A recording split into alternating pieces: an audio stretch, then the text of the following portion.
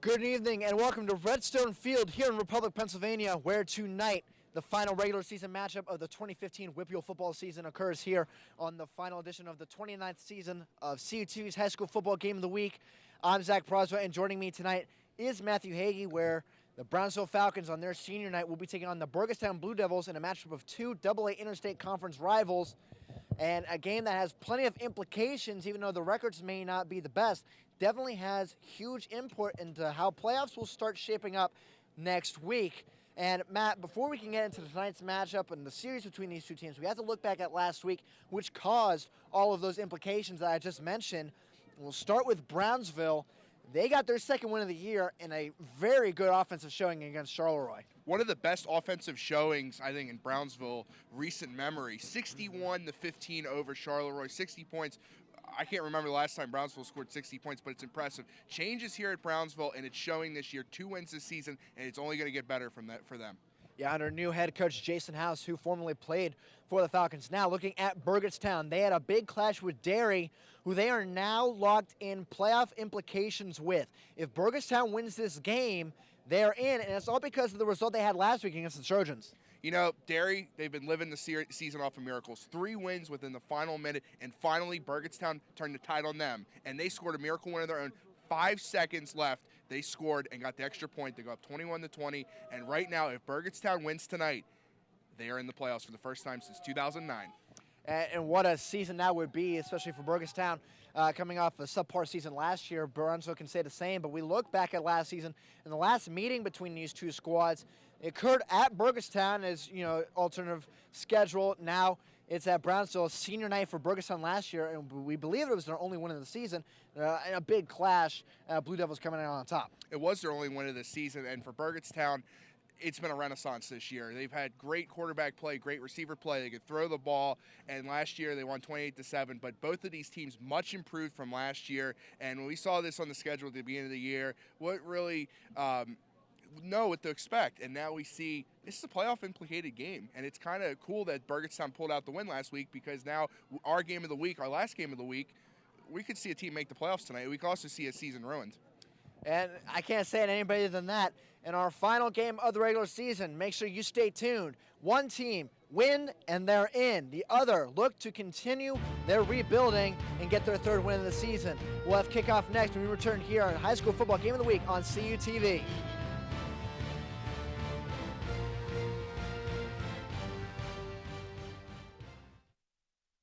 The Multimedia Access Center is an open lab where California University students can work on an assignment, attend a workshop, print a document for class, or take advantage of a variety of services such as large format printing, web development, and graphic design. Located in the renovated Natali Student Center across from the student bookstore, the Mac Lab is also your home for OrgSync support and services. For hours of operation or for more information, stop by the Mac Lab, visit our website, like us on Facebook, or follow us on Twitter. Save preset 1 for Cal U's best music. More music in the car. More music in the door. More music everywhere. This is 91.9 WCAL Power 92. The home of the Vulcan Nation. Playing Cal U's best music. 91.9 WCAL. WCAL Power 92.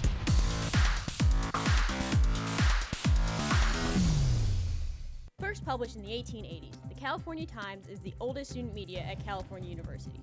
Circulating 3,000 issues weekly on campus and in the surrounding community, the Times' mission is to deliver fair and balanced news to the student population of California University. All students are welcome to be a part of the California Times. Our offices are located in the Natali Student Union. Keep up to date with the Times online at www.caltimes.org, Facebook, and follow us on Twitter. Complete news, entertainment, and sports coverage from around the area, region, and nation is found right here on CUTV News Center every Thursday at 5 p.m. with anchors Jennifer Germano, Zach Prosbo, entertainment with Mike Mays, and sports with Matt Hagee. Follow us on YouTube, CUTV News Center, and on Twitter, CUTV_PA, for your complete rebroadcast of your Vulcan sports. News Center airs every Thursday at 5 p.m. on Armstrong and Atlantic Broadband. And welcome back to Redstone Field. We are a few minutes away from kickoff. Brownsville, of course, their marching band performed the national anthem. They also celebrate all the seniors in the marching band, the cheerleading corps, and the football team. Again, I'm Zach Proswa. Joining me tonight is my color analyst, Matt Hagee. And for the final regular season game of CUTV's high school football game of the week, it is the BURGETTSTOWN Blue Devils and the Brownsville Falcons. And a few minutes before kickoff, we always, of course, look at the tail of the tape. And Matt, these two teams, they're kind of even, honestly, just their records are a couple of games off. You're right. They are pretty much even. And these two teams last year when they faced, they were both winless. And you could see the turnaround. BURGETTSTOWN, 4 wins. Brownsville, 2 wins. And that's a lot considering the years that Brownsville's been having. I mean, this has been a huge step in the right direction for the rebuilding. You mentioned about former Brownsville football player Jason House taking over head coaching duties. He's had a great pedigree here at Brownsville, and he right now, it looks like he's got this team moving in the right direction. I mean, heck, 61 points against Charleroi, that's saying a lot. That is really a great performance. I couldn't believe my eyes when I saw that score. I thought that was a great building block for Brownsville. That was their first time they beat Charleroi in 5 years. And I think something that's important to say about Coach Jason House and the way he's rebuilt this program, you see right there on the inflatable tunnel that Brownsville's about to emerge from in just a few moments, the Brownsville way. And our director, Gary Smith, of course, attended Brownsville High School, and he was telling us, Coach House was a player here, and he played with such intensity. And there's one play in particular that I think really exemplifies how he wants his players to play, and we heard before the game. Yeah, when he was playing, he had a great play. There was the opposing team. This was a Saturday afternoon. Brownsville used to play Saturday afternoon games, and they're kicking off, and he's on special teams. He's actually the kicker, and they kicks it off.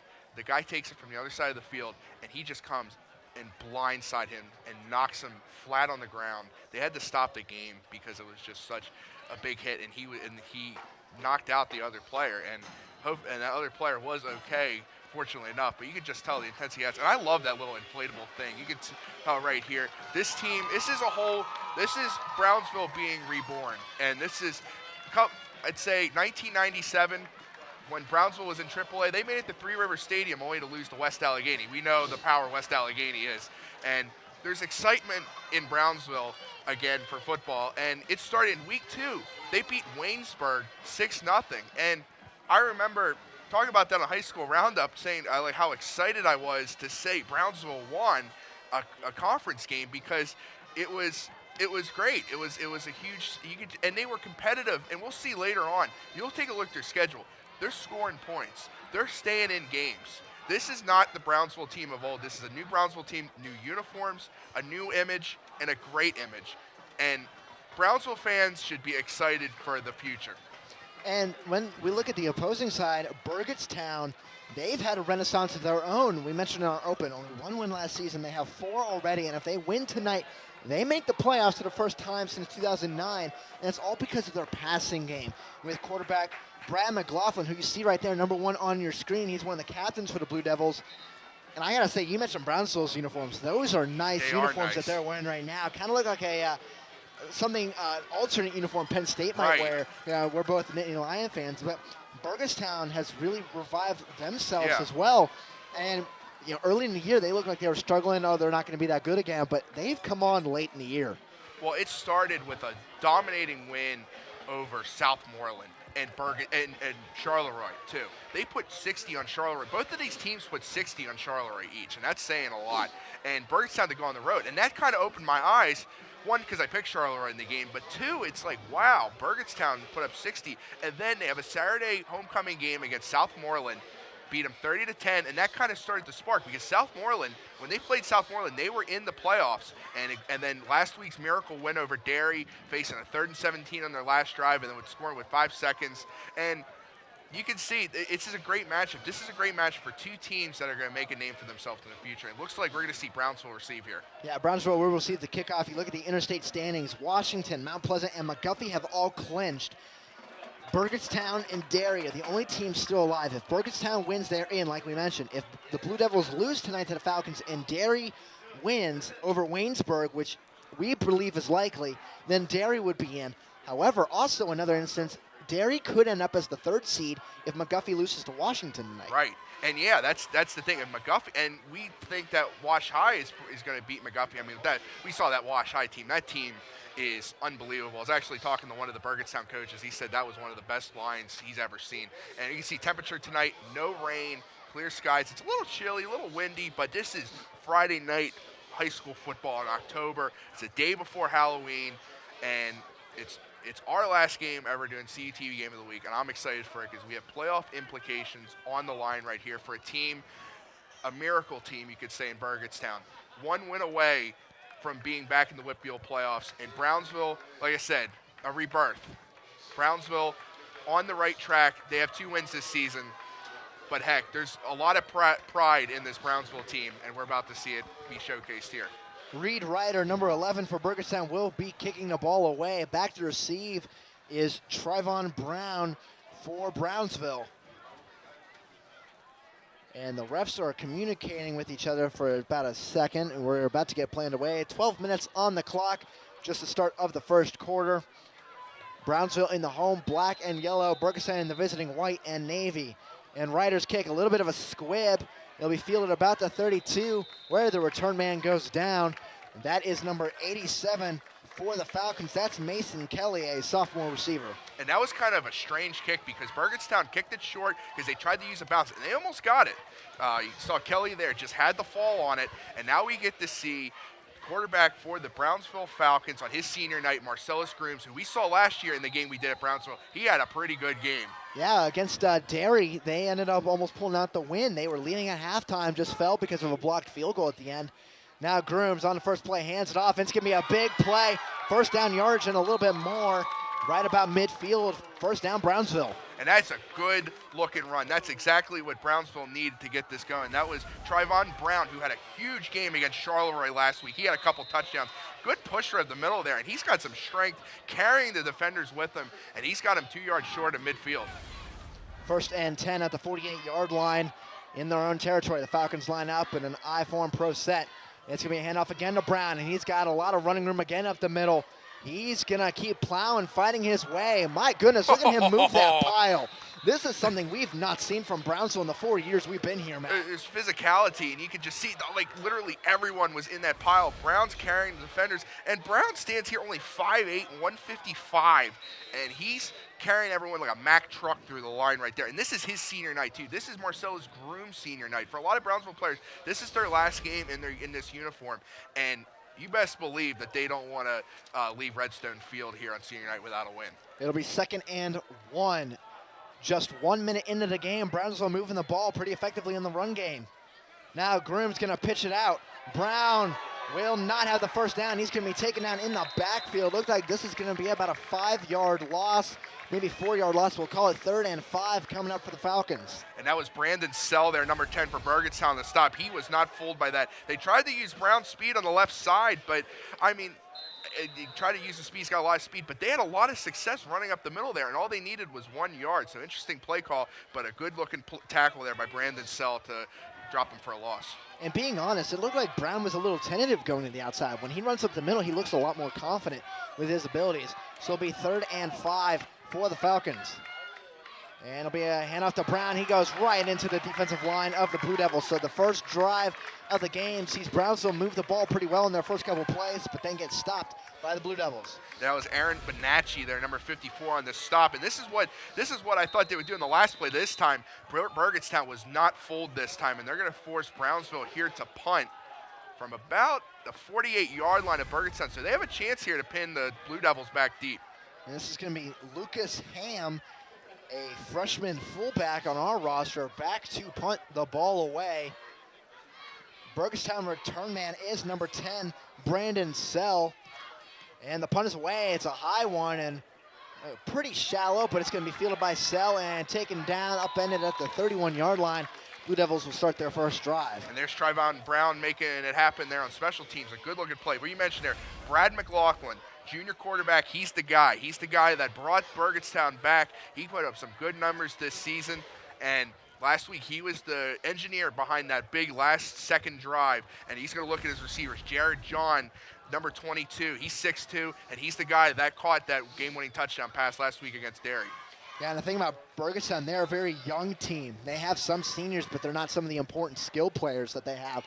We have 1st and 10, 9.5 minutes left in the first quarter. Blue Devils in a pistol set. Now they're going to move back to a shotgun. McLaughlin, he's going to run it himself, and he'll go up the middle to about the 37-yard line.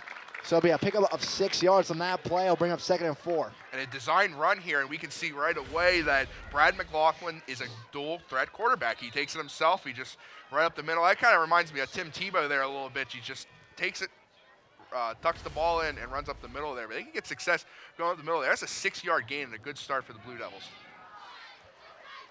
McLaughlin and company come back out in shotgun formation again. 2 receivers, 1 on each side, and a very heavy line. McLaughlin going up the middle again. He hits his own offensive lineman, maybe loses a yard on the play. Looks like they're going to say he got back to the line, though, so it'll be 3rd and 4. But that time, McLaughlin just ran into his own guy. Yeah, he was trying. I think he was trying to follow the block here. Bonacci, you can see him move, and he's telling him, go forward, get the block. And this time it kind of backfired on the Blue Devils right there. But Burgettstown, I believe, now they're going to start to open up that passing game and go away from the quarterback draws up the middle. And I just mentioned that not a lot of skill players are seniors, but this offensive line, 4 seniors at least that I can count. Now a pass completed for Burgettstown, a nice tackle, but the receiver gets out of it. He's still going to be running, and Burgettstown will have a 1st down as he steps out of bounds. That's number 9, Ryan Lounder. He gets to about the 30-yard line, and 1st down Burgettstown. Looked like he was going to be down, but just kept plowing through. Play to the whistle. That's what you got to do. You're going to see it right here. Ryan Lounder's actually listed as a quarterback on our roster here, but he's got a lot of strength. But right here, you got to make that tackle. You got to wrap him up. And you can see Lounder keeps fighting here, and he just tiptoes his way by the sidelines. If he could keep his balance there, Zach, I'll tell you what, he had a good chance of breaking it. And if Brownsville had made that tackle, it would have been 4th down, so we would have seen what would happen after that play. 8:12 to go here in the first quarter. McLaughlin going to hand it off now. Brownsville's defense is there to stop the runner for about a 1-yard gain. It'll be 2nd and 9. That was Cole LaRocca on the run. And stop there on the play by Tyrese Lewis for the Falcons, but it's the first time we get to see LaRocca. But I'll tell you what, they got their starting back as a junior, and McLaughlin's a junior. You're right. This is a Burgettstown team that's building in the right direction as well, and look to see these guys next year as well. Yeah, the interstate is always very top-heavy with Washington, Mount Pleasant, Montgomery always usually good. But that 4th spot, if you have a lot of talent, you're pretty sure to claim it most of the time. Now McLaughlin back to throw. He avoids a sack. He'll go down the field, and he'll have a 1st down, it looks like. So Burgettstown avoiding a lot of Brownsville tackles tonight. Falcons, if they can get these tackles, looks like they're in good position, but McLaughlin there just makes him miss. I felt like he was going in slow motion there for a sec. You could just see him just not barely move a muscle, just throw guys off, and he was patient. The patience right there got him the 1st down, and he goes and slides for the 1st down there. I could see Coach House there on the Brownsville sideline very upset with the tackling efforts on that play. 4 missed tackles on that play. That's just inexcusable. And the same thing with that 3rd down play. Yeah, so basically 5 missed tackles in this drive have kept it going where Burgettstown could have been backed up. Now McLaughlin back to throw. He looks over the middle of the field, and it's almost intercepted. It looks like that was Trayvon Brown. Looks like it may have also tipped off the Burgettstown receiver as well. Yeah, that was Scott Schmidt, the tight end here. I'll tell you what, if Brown is not here to tip this pass, this is 6 right here, because you see McLaughlin step up in the pocket, and he is wide open if Brown doesn't get his hand on the football there. A good play by the senior running back / cornerback playing in the defense for the Falcons. 7 minutes even left in the first quarter. It's 2nd and 10 for the Blue Devils. Man in motion, and it's an end-around play. Brownsville has some defenders there, and he's upended. That's Brown again on that tackle. Looks like that's going to be a gain of about 3 yards, so it'll be 3rd and 7. And Brandon Sell there on the end around. Brownsville not full. We're seeing Brown all over the field here. I saw his name on the stats last week, and he is living up to it so far, both offensively, defensively, and special teams. But you mentioned about that 4th seed being up for grabs in the Interstate Conference. Last year, it was Waynesburg that got in. This year, they're 2nd to last in this division. Yeah, there's always a lot of different parity and turnover in this conference, and now 3rd and 7. You have to wonder, is this 4-down territory? McLaughlin going to roll out and throw. Throws it into the end zone. Receiver there, and almost caught. The ball's going to roll down the hill now at Redstone Field, so we'll see when that comes back. Oh, what a play that would have been. That was Lounder again there, but yeah, he juggled it a couple times. He should have came up with this. McLaughlin put this in a good spot where only he could get the ball. And you can see good coverage as well. That was Devontae Stafford, another senior on the coverage. Good coverage as well, but he had a chance to grab the ball, and that's just a tough area over there. All the woods and the bushes down there. Don't want to get lost into the woods. And now Reed Ryder will come on for the field goal. It is up, and it is no good. So Burgettstown comes up empty on their first drive as well. Burgettstown will take back over just about the 15-yard line. We'll see where exactly they mark it. That was about a 35-yard field goal, I want to guesstimate. Ryder just pushed it to the left of the uprights, had the distance, just missed it. He had the distance on it. I thought it was going to be good at first, but it just sailed wide left there. So that's a big stop for Brownsville. Ben, but did not break on the play. Now you get the offense who moved the ball to start in the first drive here, and now they can see if they can give the ball back to Brown and see what he can do. And I wondered if that was going to be 4-down territory. Burgettstown maybe rethinking their decision to kick it, as now first down play goes nowhere. Back to the line goes Brown. It'll be 2nd and 10. So Brownsville, in warm-ups, we saw them throwing the ball a lot with Marcellus Groom. He looked like he had a good arm, but so far, about 6 straight running plays, and Burgettstown's defensive line started to stand up. I think Brownsville's just trying to feel Burgettstown out a little bit, see what they're working with, and then open up the passing game. And that'll keep Burgettstown honest as a defense. And you can see, because we could see last year, Grooms had a good arm, and we saw him in Warren. He has a good arm right here. But now it's going to be up to Burgettstown to see if they can stop when they go to the air. Now 2nd and 10. Grooms hands it off to Brown. He'll get about a yard or 2 on this play. We'll bring up 3rd and 8. We'll see now that it's 3rd and distance. Does Brownsville open it up and maybe go to the air?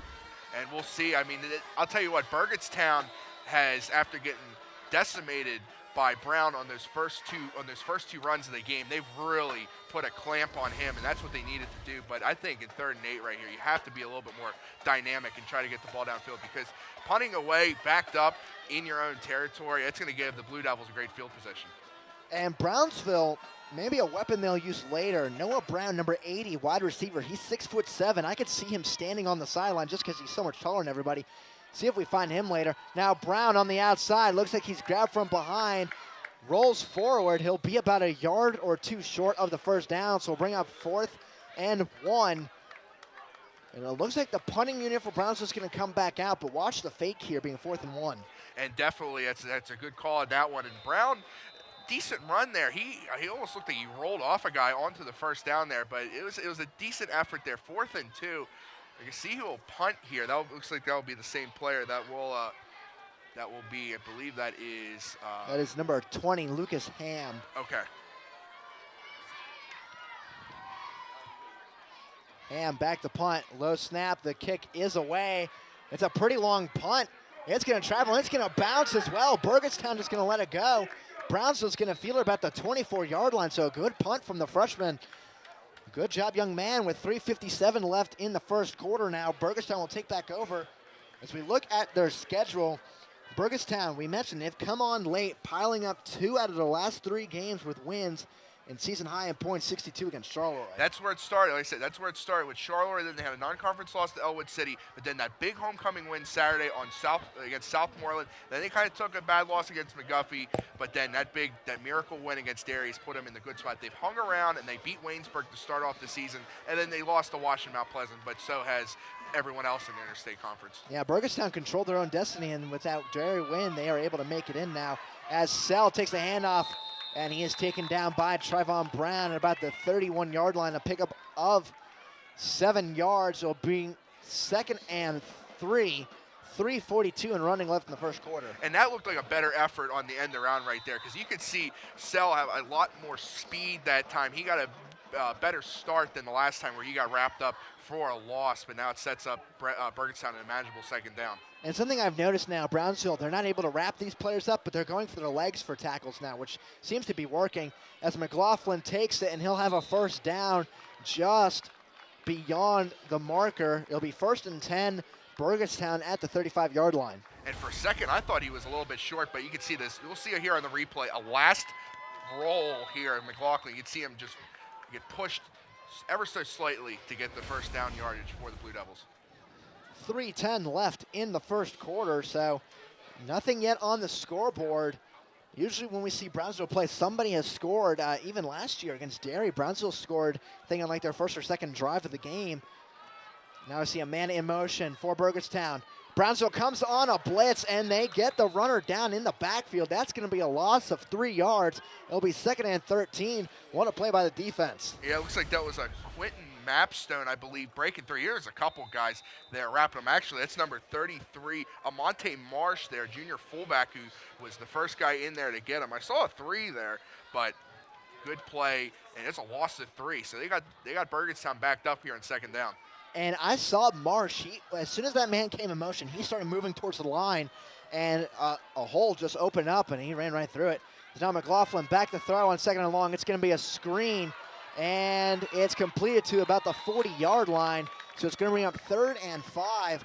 That was LaRocca on the completed pass. And that was indeed Mapstone getting him on the tackle here. But this time, LaRocca, he's got some space here to work with. You can see a good block right there. He blocked Marsh. That was Bonacci there to spring LaRocca to get a couple extra yards here. That was a gain of 8. 1:50 to go in the first quarter. 3rd and 5 for the Blue Devils. Both defenses have bent a little bit, but not broken just yet. McLaughlin in shotgun. He'll go back to throw. It's going to be a slant, and it's incomplete. Was looking for Lounder, and that's going to bring out the punt team for Burgettstown for the first time today. And again, Trayvon Brown here on the coverage, and this is textbook coverage. I mean, not pass interference at all, just good coverage right there. Puts his hands up, no contact really until the ball got there, and that's how you play defense. And Brown staying behind him the entire time, just got his hand up, knocked the ball away, and it was a little high of Lounder too as well. I think Lounder, I wasn't paying attention to where he was at on the field, but it looked like he probably would have had a first down had he completed that pass. Now Ryder will come on to punt, and it's almost blocked by Brownsville.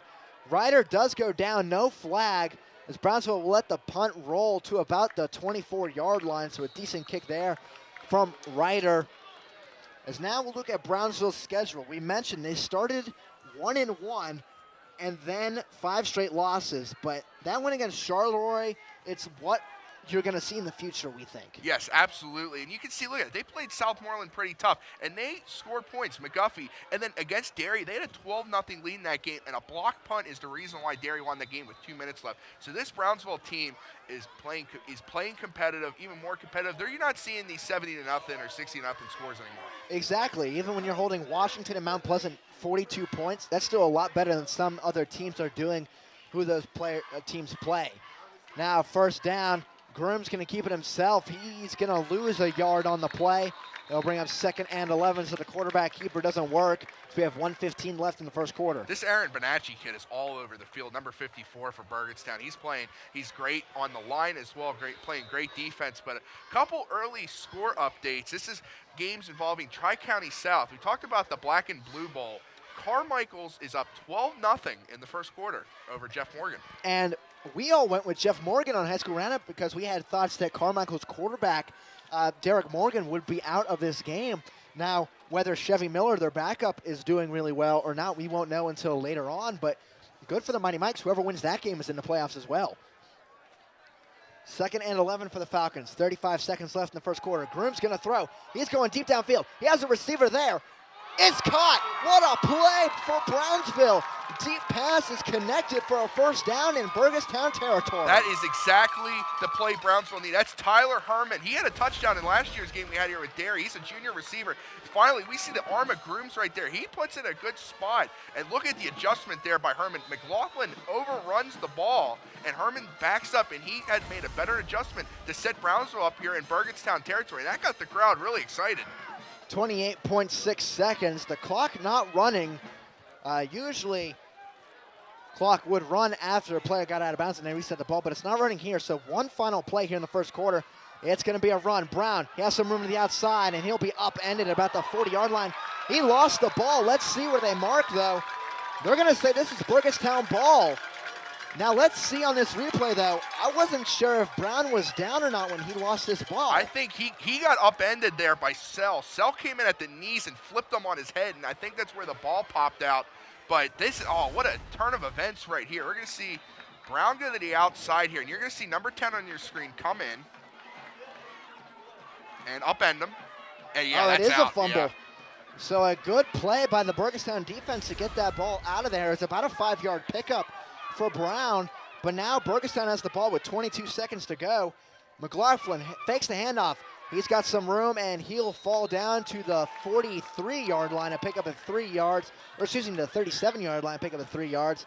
And with 10 seconds left, that's likely the final play of the first quarter. And that's just tough for Brownsville because they had that big completion. The next play, it's a decent run to start, but a great tackle there by Brandon Sell to knock the ball loose. And there's really nothing, Brown. That was a vicious hit, and he just lost the ball there. And Burgettstown sets up here with momentum going into the second quarter.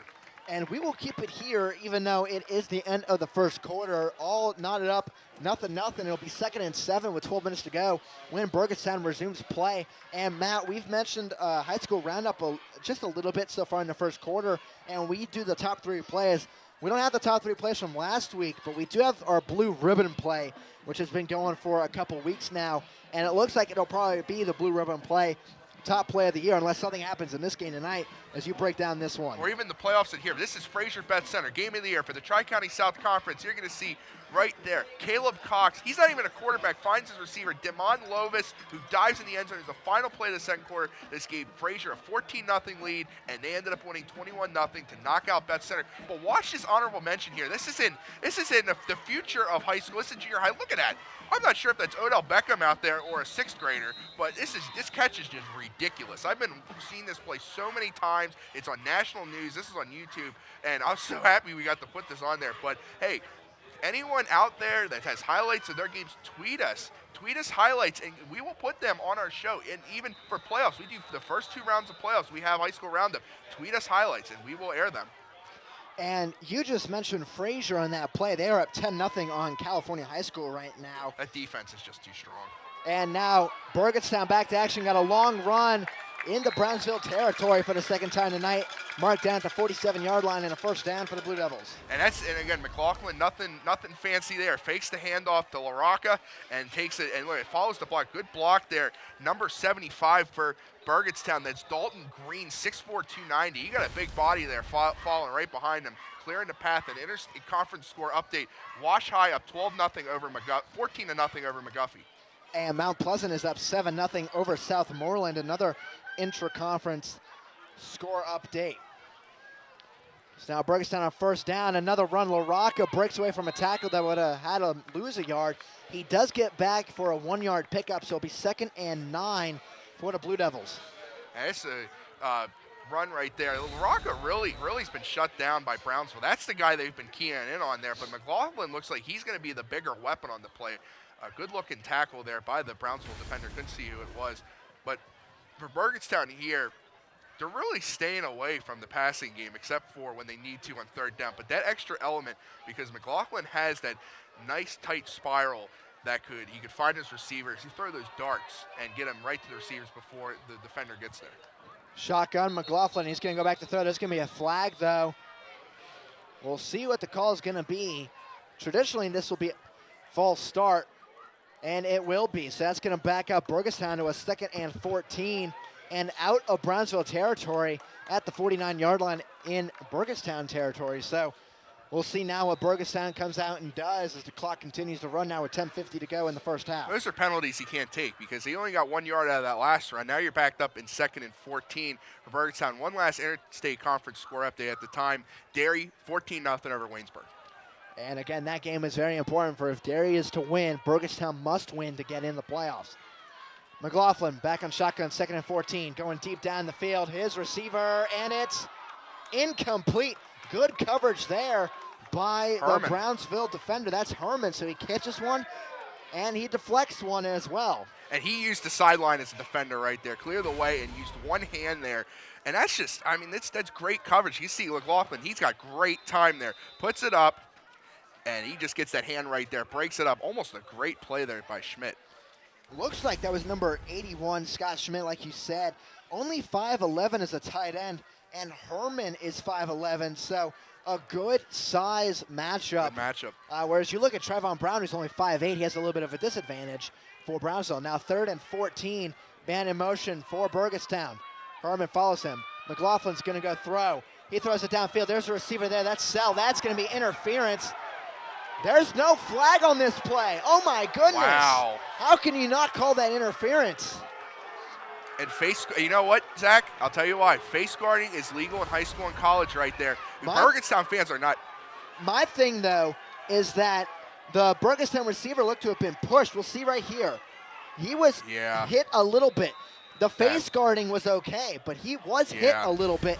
I think that's why that flag should have been drawn, but it'll bring up 4th down instead. That was Devontae Stafford, but yeah, the Burgettstown fans were not happy. I don't blame them for that one, but Brownsville, they get the stop they need after the turnover, and hey, they'll take it. I mean, they'll take the advantage right there. They'll take the stop. Coach House probably knows that was a missed penalty, but they're going to take it.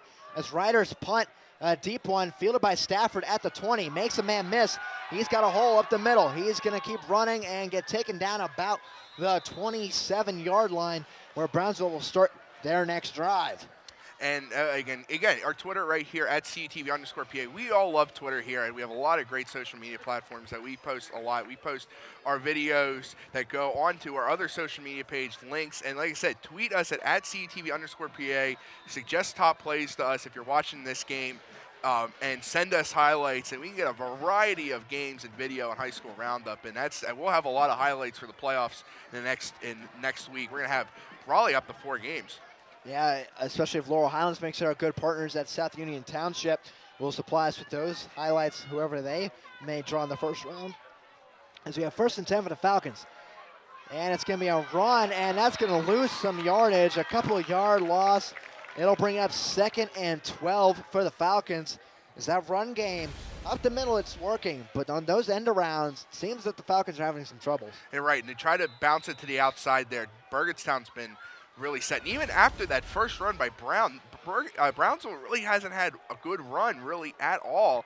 And that's just adjustments that Burgettstown can make to Brownsville's lines. They can control the line of scrimmage and end up getting those stops and not really giving Brownsville much room to work with. 9.5 minutes left in the first half now. Game has moved along pretty quickly. 2nd and 13 they're calling. It looks like more like 2nd and 12 though. So Grooms under center, and there's going to be a flag. Looks like this will be a false start. And it is a false start for Brownsville. 5-yard penalty will make it 2nd and 17 for the Falcons. So really putting themselves deep in their own territory now. Those are penalties that you can't take. Now it becomes 2nd down and 18, and Brownsville, except for that one explosive run, and then they had the big pass as well. But I'd like to see maybe then they could start going back to that passing attack, because we saw there they have an advantage there because Herman flipped McLaughlin around there. If he can go back to Herman and work with him, he can get an advantage and move the ball down the field. So Brownsville comes out 2nd and 17, 8:54 and running to go in the first quarter. Grooms back to throw. It's a screen. It's batted, and it'll fall incomplete. With 8:45 left in the first half, it'll be 3rd and very long coming up for Brownsville. And I held my breath there for Grooms because that play was a disaster from the start. 3 guys in his face, and he just got the ball away. That's just credit to Grooms not getting it away before he got the sack right there. But great defense by Burgettstown. That line is definitely taking over the game. Burgettstown's defensive line, we don't exactly have who are defensive linemen on the team, as the roster we got from the PPG lists only offensive players. You have to match this. A lot of the offensive linemen who are about 235, 250 pounds. They're pretty big bodies, especially for high school players, and a lot of them are seniors as well. One of them out there, number 67, Nick Langston, a 6'4", 210 senior, as we have a timeout taken by Brownsville to try and scope out what they want to do on this 3rd and 17 play. And Zach, some other guys, those are actually 3 defensive linemen who got in there for Grooms. We mentioned Aaron Bonacci, he's a senior, and also Brad Husick as well. He's another senior, and both of those guys are both 5'11", 210, and then also 235 respectively. But right here, Brownsville's still in this game. They're fighting hard. They made some good defensive stops, and you can tell, like, that's going to give them confidence that we can play with them. We can get this win right here. And you can see how good some great defensive efforts that Brownsville had. Shut out Waynesburg. Only gave up 24 to Southmoreland, 15 to Charleroi. And you can see, I mean, you can tell House. Just looking at him, the first shot I saw of him when we got here, I was like, wow, that is a big guy. He looks like a football He coach. looks like a old school football player, and the guy that Brownsville needs to get this program. I mean, we could even see there's more Brownsville players that have come out this year than compared to other years. This is a bigger team. Yeah, and I was even thinking that looking at this roster, I cannot remember the last time that I had to flip to a second page for a Brownsville roster. It's good to see that players want to play now for the Falcons. That's always one of the big contributors is what size roster you have. As now Brownsville on 3rd and 17 with 8:45 to go. It's just going to be a handoff. Brown has some room up the middle. Let's see. He got the first down. Oh, my goodness. What a play by Brownsville to pick up that first down yardage at the 39-yard line. Just 1 yard past where they needed to go. And I don't believe that's Brown. That's actually number 10 on the run, and there's not even a number 10 listed on our roster. So we'll see who that is later on in the night. But until now, we're going to have to say good job picking up those 17 yards for that first down, give Brownsville new life. So Grooms in the I formation, one receiver split out wide to his left. And there's going to be, let's see if this is going to be offsides or false start. Somebody for Burgettstown did jump, but I think Brownsville may have moved first. I saw the right tackle there, number 57 for Brownsville. I believe he moved first, and his name is Evan Olesko. They're calling offsides. Oh, wow. So this is going against Burgettstown. So that's a 5-yard penalty. 1st and 5 now with 8:13 to go in the first half. Fortunately, I don't think we're going to be able to see that one again, but like I said, the man lined up against the center for Burgettstown jumped, I think, a little bit after Brownsville moved. So really in our minds, I think at least, as long as you concur with me, it should have been a Brownsville penalty. I mean, yeah, I saw like I said, I saw the right tackle move first, but I wasn't watching Burgettstown's line. So what I saw, but maybe he was forced to move. He was forced to move because Burgettstown jumped. Now Grooms trying to change the play call a little bit at the line, audibling. And now looks like we're going to have a delay of game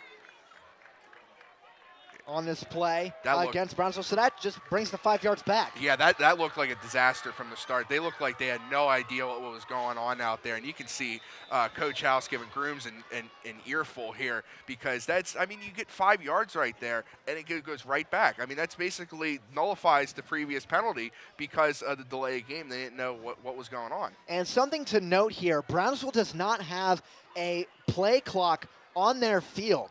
So Grooms has to basically have that clock running in his head, and calling out that play may have really messed him up on that one. So it'll be 1st and 10, 7:10 to go in the first quarter. Grooms, handoff, and that'll be about a 3-yard pickup, so bring up 2nd and 7 for the Falcons. And again, there's that number 10. He's been getting some decent runs there. We still wondering where is Brown here, number 24. But I think I see him on the sideline over there. So I wonder if he I don't want to speculate anything, but it'd be some other reasons why he's on the sideline. Yeah, maybe a little dinged up. So we'll see if he comes back out on defense. Maybe also just changing up, making defense only. Well, he got flipped on his head. Oh, that's right. So we'll see as this run picks up a couple more yards. So Brownsville gets the 5 yards back. Now it'll be 3rd down, though. Brown's coming back into the game. And Brown is coming back in the game. He's running into the huddle now. And on the 3rd and 5, I would not be surprised if he gets the ball in this play. So we'll see right here. But you know what, Zach? I think we might have an answer to the mystery of who number 10 is. I believe it is DeJour Thomas because he's listed as a tailback, and he's 2 number 6s on this roster that we have. So now it's going to be a handoff, and that one's going nowhere. No, Brownsville lost the ball. Grooms lost it. So 2nd lost fumble of the night goes to Burgettstown. Brownsville having troubles holding on the ball. You see Grooms there, number 3, on the turf. You see, Grooms looks like he wanted to keep it and run it himself, but a late decision to do that, and that's what caused that fumble. Yeah, looked like he tried to option out, and that fumble was recovered by Jared John for Burgettstown here. But that's the second turnover. This is where Burgettstown needs to capitalize here. Brownsville has 2 turnovers, and they're set up on the Brownsville 43-yard line here. They need to get a score right here. They can't just keep not getting taking advantage of Brownsville's turnovers. 5:59 to go in the first half, still scoreless for now. McLaughlin handing off to LaRocca. LaRocca breaks a tackle and he'll gain about 4 yards on that play. He'll bring up 2nd and 6 for the Blue Devils. As it looks like LaRocca, honestly, he's not getting a lot of room to run, but he's making some men miss, which ends up with some yardage. Well, you can see right there, number 52 for Brownsville, Hunter Holman, bursted through the line, but he just ran right by him and broke a tackle. So he got 4 yards. He made something out of nothing. As long as it's going forward, it's a productive play.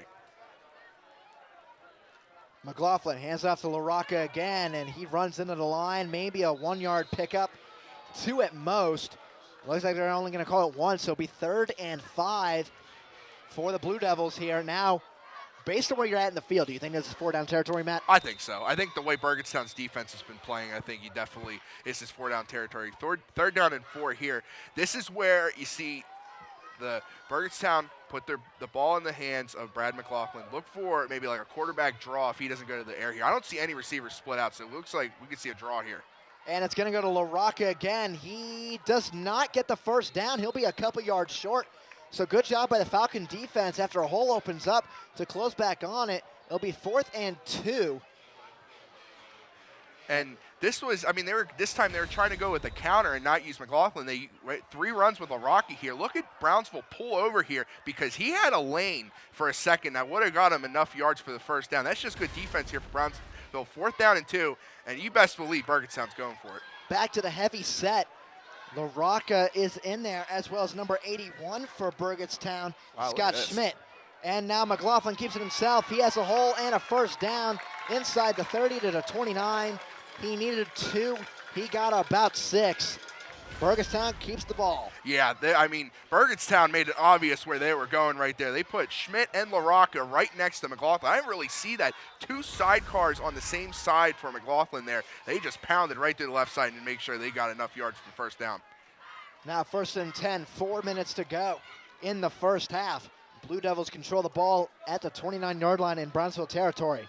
McLaughlin going to keep it himself again. He has a hole, but he'll be taken down at the 21, an 8-yard pickup. We'll bring up 2nd and 2. And he was just following Bonacci that time too. But Zach, this is basically student body left, student body right. Look at it, same way. They stacked the line this time on the right side. And this time Bonacci, you can see him breaking free on the screen. He's trying to break it forward there. McLaughlin was 1 tackle breaking away from going to the end zone. Now 2nd and 2, 3:20 to go in the first half. McLaughlin, he's going to run. He's going to be taken down in the backfield, though. This will be a loss of about 3 yards, so bring up 3rd and 5. And let's see. He's hurt. McLaughlin is hurt. He's coming out very slow. Looks like he's grabbing his hips. May have had the air knocked out of him. That was a hard hit. But again, they're making it obvious what they're going to do. Wherever they stack Schmidt and LaRocca is where they're going, and Brownsville, it wasn't full that time. They're like, oh, wait, we caught on to it. Tell you what, that could also be some sort of shoulder. They're looking at his chest, elbow area, because he landed pretty hard on that left arm. So Burgettstown called a timeout, which, based on the safety rules, McLaughlin can come back into the game on the next play because Burgettstown called a timeout, which you would have to assume they would do anyways because 3 minutes, 11 seconds, 3rd and 5, but you don't want to lose your best player. No, you definitely don't. And Burgettstown's other 2 quarterbacks are Austin Ryan and Ryan Lounder, who is lined up as a receiver here. Looks like McLaughlin's going to stay in the game here, but with 3:11 till halftime, this is kind of, and actually you can see number 7 right there, Ryan Austin. Looks like McLaughlin's sitting out. Coming out. Yeah, because as soon as I saw Austin Ryan there, he doesn't look too good either. I know he wants to stay in the game, but he does not look good at all. And I think since it's close to halftime, rest him for the rest of the first half here and reevaluate him in the locker room. Like I said, it could be elbow, shoulder, maybe got the wind knocked out of him. So We'll see if he comes back. You may not see him again this half, but second half, most likely, if he comes back, you will. You have to wonder, does the offense get shut down in terms of play calling with Austin Ryan in here at quarterback? 3rd and 5. LaRocca on the handoff. He has nowhere to run, and it's going to be no gain on the play, so 4th and 5 upcoming. McLaughlin is ready to go back in, and he does, so he shook off whatever was bothering him for that one moment. And another thing I worried about here, but you're right, they just tried to run, and Brownsville was not having any of that. Credit Lucas Ham there on the tackle, but I worried about a possible concussion because they were kind of doing like the concussion protocol He looked a test, little and dazed. he looked a little dazed, but so I hope for his health here, but they need him here on this play. McLaughlin back to throw. Under pressure, but he's got a wide open hole on the left side. If he keeps running and makes the men miss, he's going to have a touchdown, Burgettstown.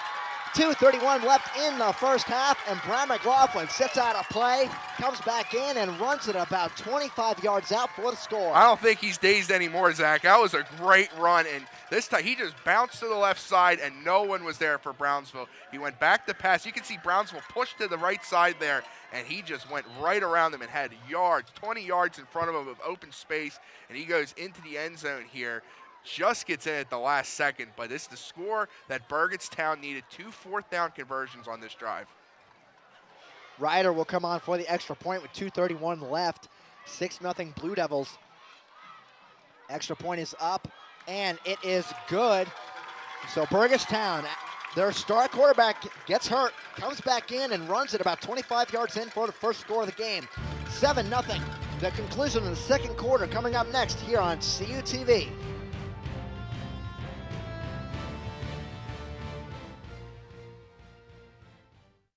Complete news, entertainment, and sports coverage from around the area, region, and nation is found right here on CUTV News Center every Thursday at 5 p.m. with anchors Jennifer Germano, Zach Prosba, entertainment with Mike Mays, and sports with Matt Hagee. Follow us on YouTube, CUTV News Center, and on Twitter, CUTV_PA, for your complete rebroadcast of your Vulcan sports. News Center airs every Thursday at 5 p.m. on Armstrong and Atlantic Broadband.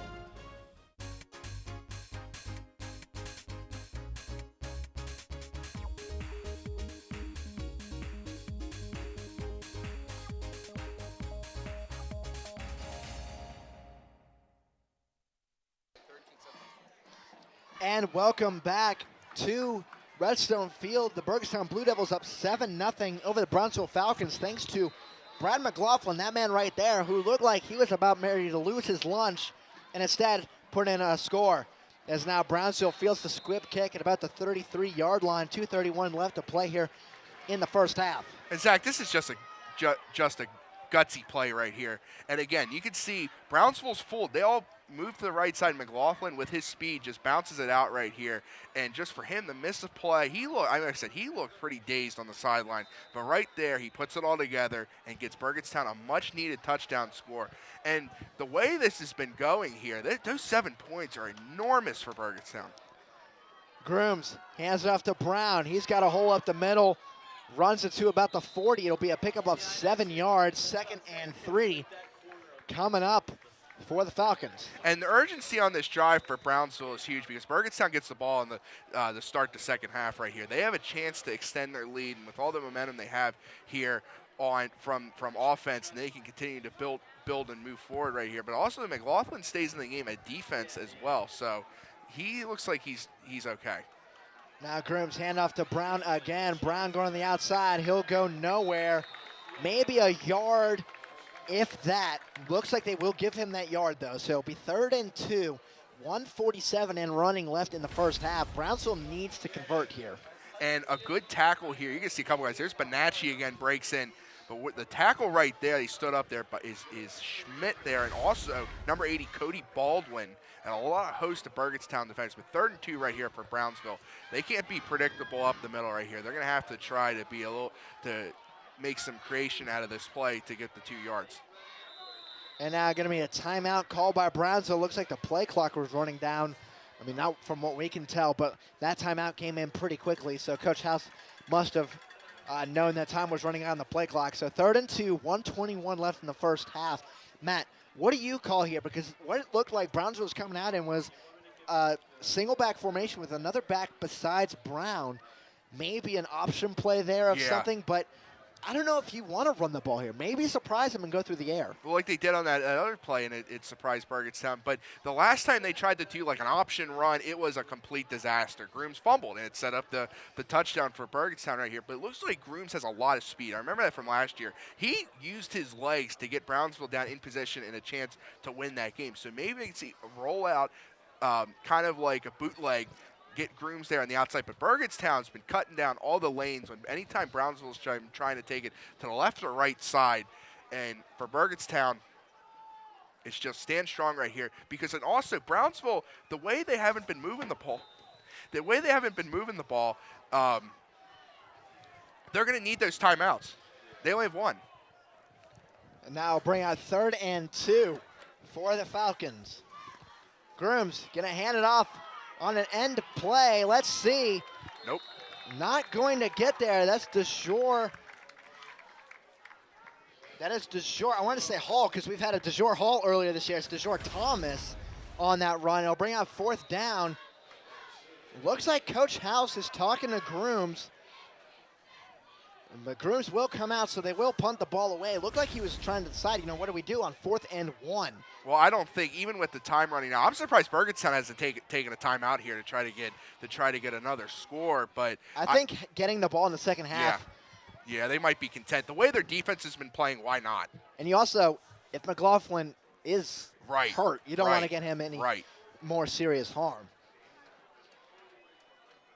So Ham's punt, long line drive kick, fielded by Lounder, trying to get to the outside and taken down. A good tackle there by Thomas at about the 37-yard line. 24.9 seconds to go in the first half. Might just see BURGETTSTOWN take a knee. And while we're before the half here, let's take a look at another one of our social media pages. California University Television on Facebook is our Facebook page. Like us there on CUTV, and we put all our videos, updates with the crew, photos. It's just a great place to keep up with our work and stay involved. Looks like they're going to take a knee right here, not put the McLaughlin at a risk, reevaluate him in the locker room, and give him some rest. And right now, BURGETTSTOWN, their defense has played strong. They got the touchdown they needed. The Blue Devils, right now, 24 minutes away from returning to the playoffs. And as long as their defense holds, they wouldn't need to score again, as that will end the half as the clock counts down 2-1. So Brownsville on senior night, their defense has held pretty strong, but offense needs to get going. BURGETTSTOWN, they're kind of doing just a little bit better to have that 7-0 lead. When we come back, we'll have the BURGETTSTOWN and Brownsville bands here at halftime on CUTV's High School Football Game of the Week.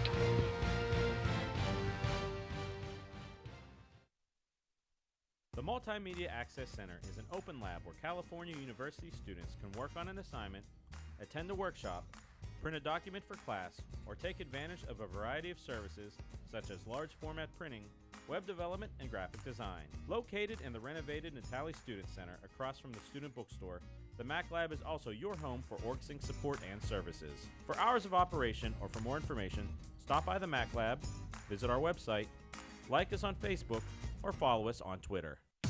Say preset 1 for Cal U's best music. More music in the car, more music in the door, more music everywhere. This is 91.9 WCAL Power 92.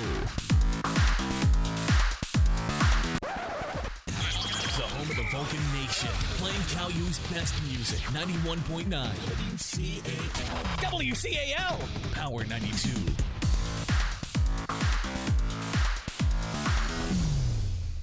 First published in the 1880s, the California Times is the oldest student media at California University. Circulating 3,000 issues weekly on campus and in the surrounding community, the Times' mission is to deliver fair and balanced news to the student population of California University. All students are welcome to be a part of the California Times. Our offices are located in the Natali Student Union. Keep up to date with the Times online at www.caltimes.org, Facebook, and follow us on Twitter. Complete news, entertainment, and sports coverage from around the area, region, and nation is found right here on CUTV News Center every Thursday at 5 p.m. with anchors Jennifer Germano, Zach Prosba, entertainment with Mike Mays, and sports with Matt Hagee. Follow us on YouTube, CUTV News Center, and on Twitter, CUTV_PA, for your complete rebroadcast of your Vulcan sports. News Center airs every Thursday at 5 p.m. on Armstrong and Atlantic Broadband. And welcome back. Burgettstown up 7-0 over the Brownsville Falcons here at halftime of CUTV's High School Football Game of the Week, the finale of the 29th season of High School Football Game of the Week. Right now, enjoy the sights and sounds of the Burgettstown Blue Devil Marching Band. Following that, the Brownsville Falcon Band on their senior day. Enjoy, everybody.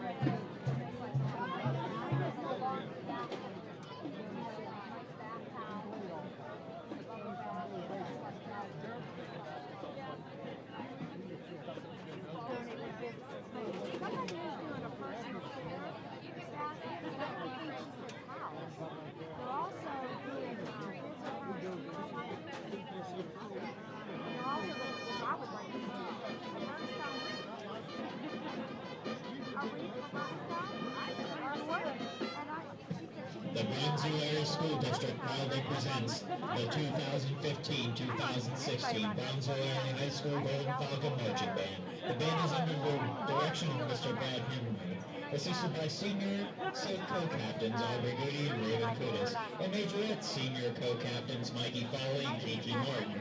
The band now invites you to sit back, relax, and join in the fun as they present this year's halftime show, The Magic of Disney. The band begins tonight's show with the old Disney classic, The Mickey Mouse March, led onto the field by none other than everyone's favorite mouse, Mickey, played by senior Seth Johnston.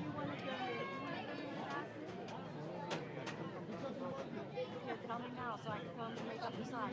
Don't now start waiting for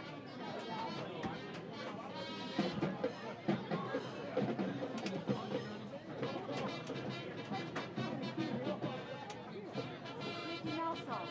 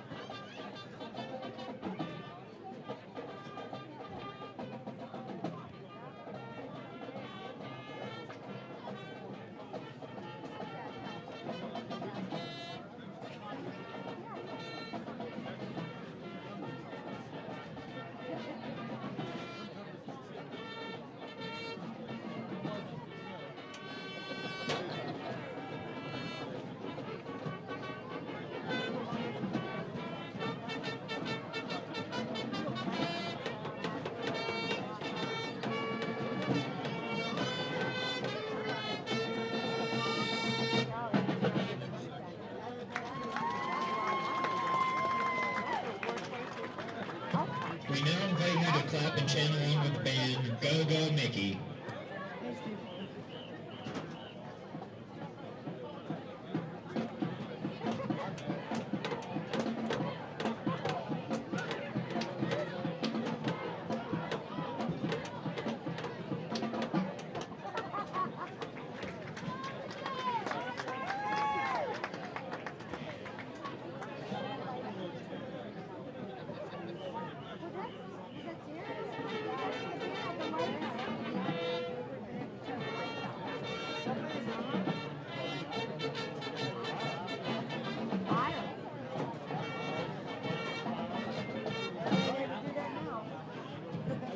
From the old classic Disney now to the present day Disney multi-Tony award-winning musical Mary Poppins, the band performs and features our majorettes and senior color guard co-captains Aubrey Goody and Raven Kudus with the song Supercalifragilisticexpialidocious, also featuring senior tenor sax soloist Shane Ziegler. We invite you to sing along with us.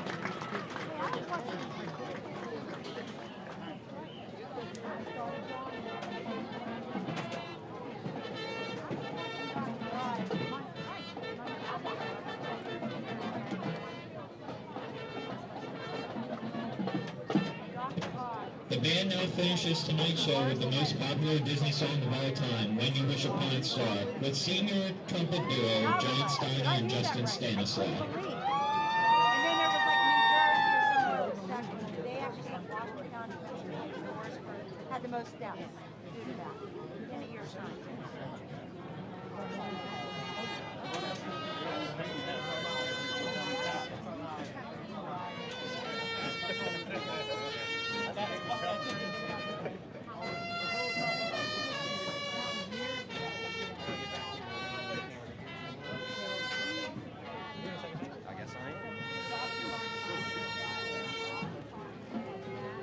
Chocolate before I get on there, because otherwise it's going to be cold by the time I'm done.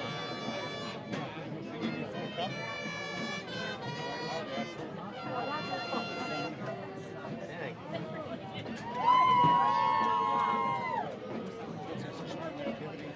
Yeah, this is the TV station. And it's something that a lot of communications majors do. It gives practical experience when they're going for a job. I'm actually trying to be on TV. So this is good for me too, because I learned the TV side of everything. No, he can't hear it. Oh, he can. No, it's good. It's fine. Yeah.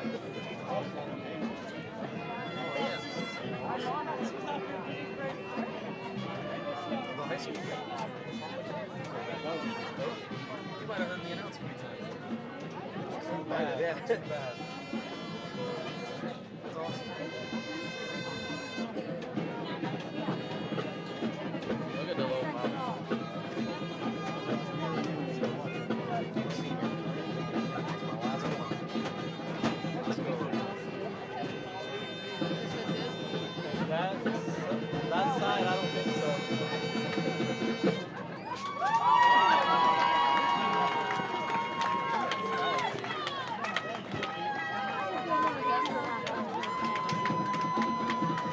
The band thanks you for your support of the performing arts and participation in tonight's show. The iron is...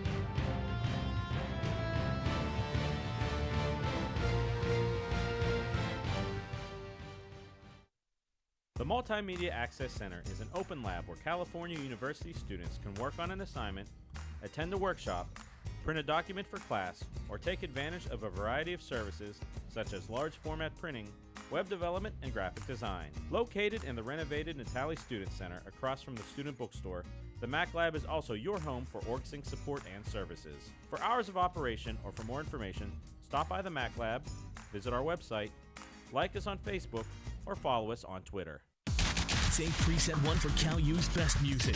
More music in the car, more music in the door, more music everywhere. This is 91.9 WCAL, Power 92.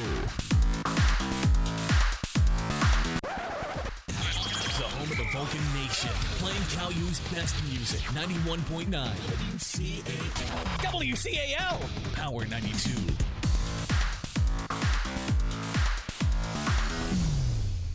First published in the 1880s, the California Times is the oldest student media at California University. Circulating 3,000 issues weekly on campus and in the surrounding community, the Times' mission is to deliver fair and balanced news to the student population of California University. All students are welcome to be a part of the California Times. Our offices are located in the Natali Student Union. Keep up to date with the Times online at www.caltimes.org, Facebook, and follow us on Twitter. Complete news, entertainment, and sports coverage from around the area, region, and nation is found right here on CUTV News Center every Thursday at 5 p.m. with anchors Jennifer Germano, Zach Prosba, entertainment with Mike Mays, and sports with Matt Hagee. Follow us on YouTube, CUTV News Center, and on Twitter, CUTV_PA, for your complete rebroadcast of your Vulcan sports. News Center airs every Thursday at 5 p.m. on Armstrong and Atlantic Broadband. And welcome back to Redstone Field. About a minute and a half until the second half will begin. BURGETTSTOWN up 7-0 thanks to a Brad McLaughlin 24-yard touchdown run after sitting the previous play out, we think because of an injury. But we'll now take a look at the halftime stats and everything really in favor of BURGETTSTOWN. Brownsville's defense is keeping it close, but BURGETTSTOWN's offense continues to move the ball a little bit more, and eventually they'll start to pull away. Well, and that touchdown was huge. The big confidence for the offense because they couldn't finish drives. They missed a field goal, but finally that big run, 2 fourth-down conversions on that drive is what got BURGETTSTOWN going. They can establish to run the ball. But this is an interesting thing to look for here is because with McLaughlin, we don't know how he could be they feeling ran some him a effects lot. later. They ran him a lot, and that was a big part of BURGETTSTOWN's offense. If they're going to have to start maybe relying on him throwing the ball some more. But you can see here with the highlights, Brownsville, they can throw it a little bit too. This Marcellus Grooms. This is their only pass of the game. And it was a good one. It was a good one. And you can see maybe Brownsville starts to open up the passing game. And this was a big play right here because Brownsville, this was right after the pass because this is Trayvon Brown. He gets flipped on his head, and he missed a couple plays. He even got hit there afterwards too. So he sat out a couple plays, and that really killed Brownsville's offense. They were going a lot with Devontae Stafford, and you can see Grooms there fumble. This is the fumble that will set up this score right here for BURGETTSTOWN. McLaughlin, first play back since he was injured.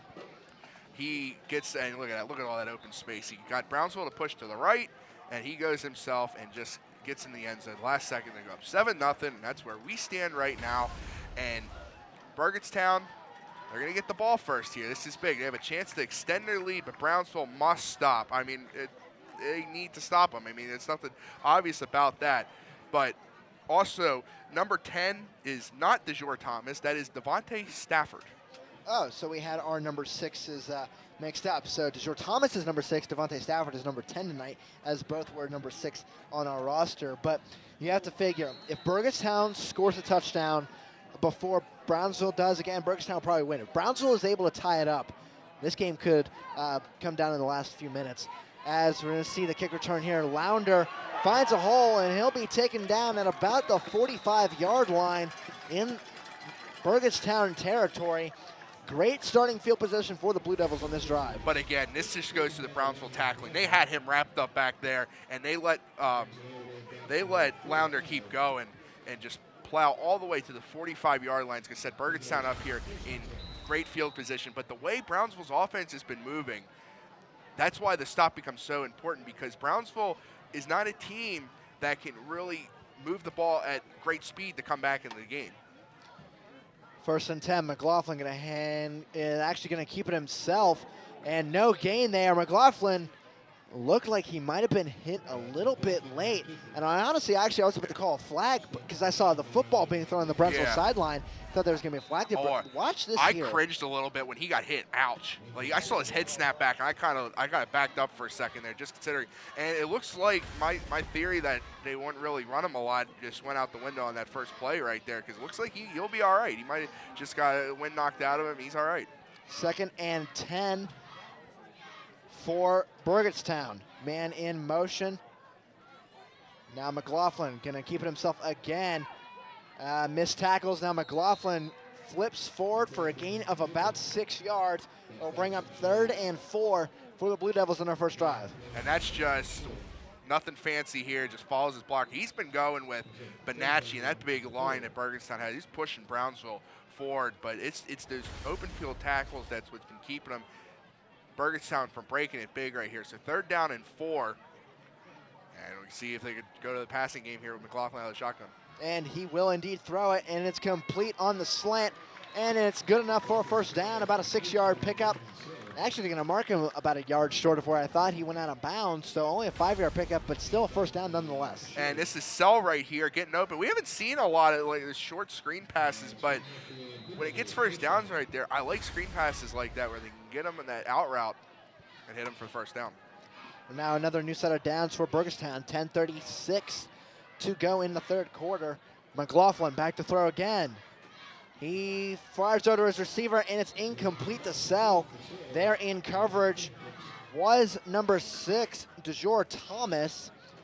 And that pass actually just tipped off Sell's hands. Looks like he had it, just couldn't come down with it. Well, McLaughlin did throw it a little bit high, as well as you'll see here on the replay, because he had him open. And yeah, that pass is just a little too far and wide there for Sell. And he's only 5'10", so it's not like he's got one of his tall receivers out there. And I have not seen here at all Jacob Shipley, their big receiver, who had some good games early on.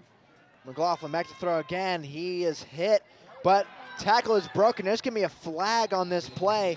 We'll see what this is going to be. It might be a holding, blocking the back of some sort based on where it's thrown, but we'll get the call in just a second. McLaughlin looks like his knee was run into on that play. He is kind of little gimpy coming off. He is grabbing his leg, it looked like. We'll see if that affects him at all as we get the call from the official on this flag. Oh, he's a warrior for staying out there because he's been taking some big hits. And it's going to be pass interference on the offense. Oh, wow.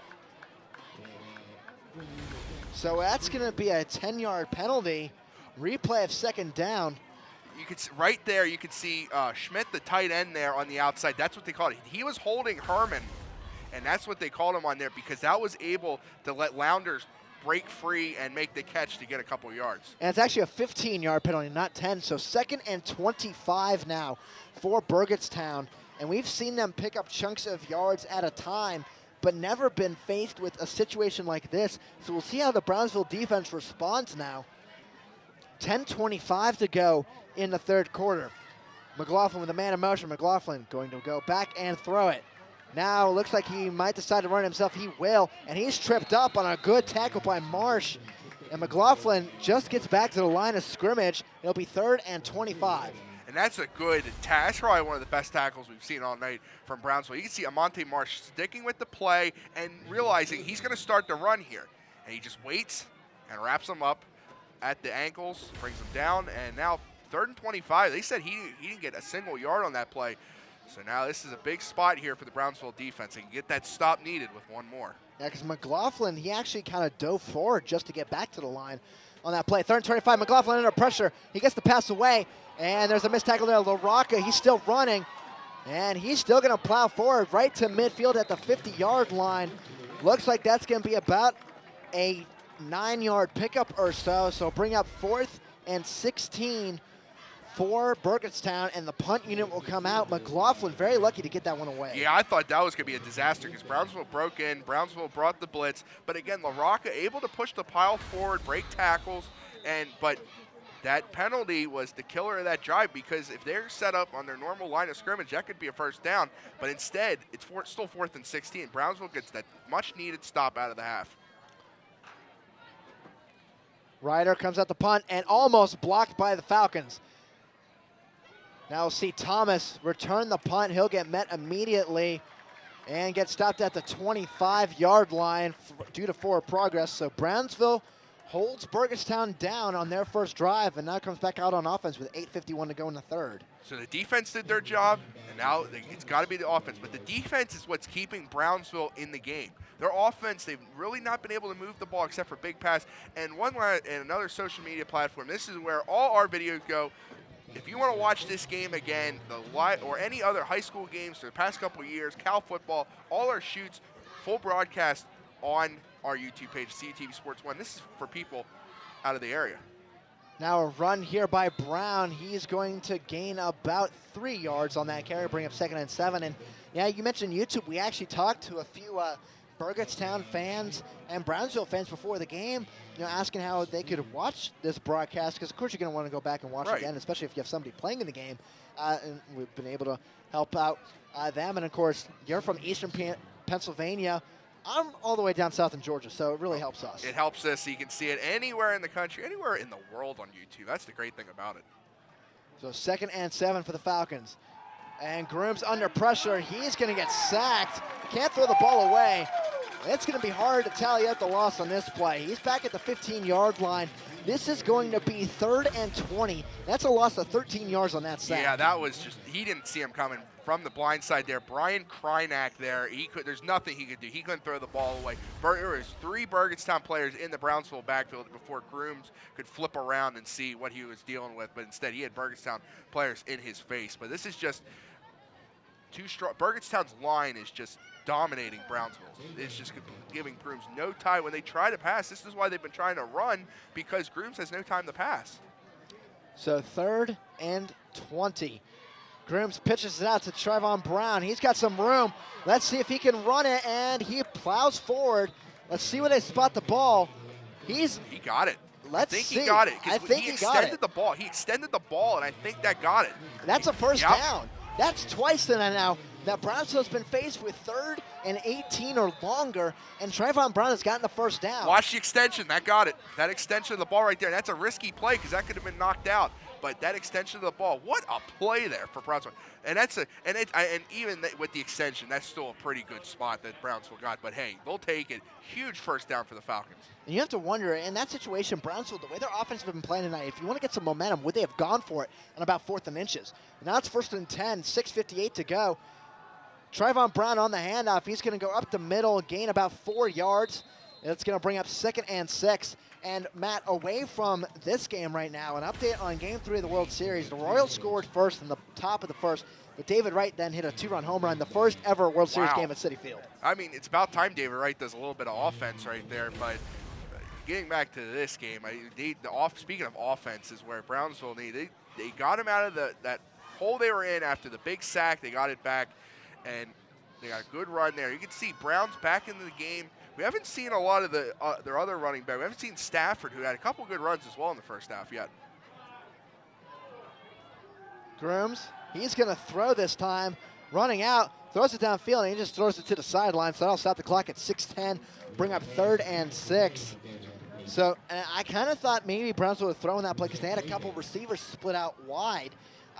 So maybe when Burgettstown could become aware of that, when there's more than just one receiver, they're going to throw. When there's not, and there's only one guy out, they're probably going to run the ball. Yeah, and that's what they were trying to do right there. But again, Grooms really he got flushed out of the pocket. He had to release the ball, or again, it would have been another big sack. But this is a third and manageable right here. Let's see if they go back to the ground game. I formation. Grooms thought about pitching it. Now he'll keep it himself and get nowhere. Might have had the first down had he pitched it to Brown. And the defensive end for Burgettstown read the play perfectly. He really did, and that's what they tried to do. Grooms, that's how he fumbled it the last time, but Burgettstown was not fooled at all on that play. So it's a tough break because they tried to run it, but Grooms has to be more, he has to know what he's going to do and not have a play like that. 4th and 6. And we have a big score update to give you after the change of possession. As you see the punt now, Ham. It's a high pop-up, and it's going to bounce backwards a little bit, fielded at the 41-yard line of Burgettstown's territory. And Matt, that huge score update comes from AAA in the Big Ten Conference, a team looking to seal their playoff fate if they win. And Trinity, right now, I'm 10-7 on the Ringgold Rams. Well, I mean, high school roundup, I picked Trinity because I thought Trinity, they had something to play for. When's the last time they've been in the playoffs? It's been a while. Ringgold, they're locked in. They pretty much have the second seed out of the division locked in. They are. So they have locked that in. So they have nothing to play for, and Trinity does. McLaughlin going to run it himself. Good block to the outside. Now McLaughlin, he doesn't end up with anything, could never move it up the field. So that'll bring up 2nd and 10. But, Matt, the thing I'm concerned with most is right now in the 3 games that we have different in our pick'em, there's a 3-game difference with us, and you happen to be winning all of them. That's this crazy. cannot happen again in the last year when you it's, come back in it's time. It's early. I mean, it's you never know. But I think Bentworth's hanging around as well. They could still take that game for Beth Center. That game was 19-14 at halftime. Observer Report is one of the reporters there, and it's not Anthony Welsh leading the way. It's Frank Drucci with 122 yards and 2 touchdowns. And we saw him when we went to Beth Center Fraser at Beth Center this year. Is now McLaughlin under some pressure, and he'll just throw it out of bounds to his sideline. There's going to be a late flag here. Looks like this is going to be an unnecessary roughness against Brownsville, against McLaughlin. Oh, that's going to be a devastating penalty here, but you can see here on our replay here. Bless you, by the way. It's again, had it stopped and they had time. They weren't really falling into him or anything like that. That's just, again, penalties you can't take here in this situation when you have chances to stop Burgettstown. So we have 4:32 left in the 3rd quarter. And this is going to be roughing the passer, it looks like, against Brownsville. That's a 15-yard penalty, automatic 1st down. Burgettstown now in Brownsville territory at the 45-yard line. And like I said, Burgettstown is able to score again. I think this one may well almost be over just the way Burgettstown's defense is playing. And you're exactly right here. It looks like we're going to see them respot the ball and start the play clock here. But watch Schmidt and LaRocca here. If they try to stack them to one side of the field, and then they'll just probably have McLaughlin take over. LaRocca on the carry up the middle. He'll gain about 4 yards. About 4:15 left in the 3rd quarter. Burgettstown just trying to run the ball out. I mentioned they don't need to score again as long as their defense plays the way they have. And as long as they're picking up 1st downs as well, that's a good run out of LaRocca there. I thought they were going to stack one side of McLaughlin, but LaRocca really hasn't had that big run yet, and he's just waiting to just burst through the Brownsville defense, and he's just waiting back there. He's being patient and getting decent runs. McLaughlin hands up to LaRocca again. He's tripped up, and he's going to lose about 3 yards on this carry. That's going to bring up, looks like 3rd and 7 they're calling it. So Burgettstown faced in a situation, if they don't get it, they're going to have to punt the ball away again. And this is Trivon Brown in here on the stop. He's doing it all for Brownsville. This is, what a great senior night he's having so far with everything he's been doing. Great runs, good special teams tackle, but again, this is a big 3rd down. This is probably the biggest 3rd down for Brownsville right here. They need this stop more than ever. McLaughlin in a pistol formation. 2 sidecars, both on the same side. McLaughlin going to run up the middle. He'll get nowhere. Get back to the line of scrimmage. It'll bring up 4th and 7. 3 minutes to go in the third quarter, and Brownsville will get the ball back. Well, Zach, look where they stacked them on the one side. Brownsville knew McLaughlin was going to keep it, and they just stacked the box, broke into the backfield there. Good play. John Pasco there in on the stop for the Falcons, but they weren't fooling anyone there. Those plays are not going to fool anyone, but now Burgettstown has a chance to try to pin the Falcons back deep. But Brownsville also had a good rush on the last punt, so Burgettstown to be a little careful. Ryder punts the ball away. It's a high kick, long, and it's going to be fielded by Short Thomas. He gets out of bounds. There's going to be a hit. Referee gets taken out as well on a tackle. So there's also a flag on this play, so we'll see what that call is going to be. Props to the ref, though, for getting back on his feet after he was taken out. Oh, man, that was tough. I mean, we've been seeing it different times of the games where the refs just get drilled, and that time he got upended. Good thing he didn't blow out a knee or anything. But you could even see some of the Burgettstown players all pointing that there was a block in the back, and this is just going to pin the Falcons back even more here. And Brownsville's even moving themselves back. I think they know this is a penalty on themselves, as we'll get the official call now from the head ref. And it will be a block in the back against Brownsville. So that's going to be a 10-yard penalty from the spot of the foul.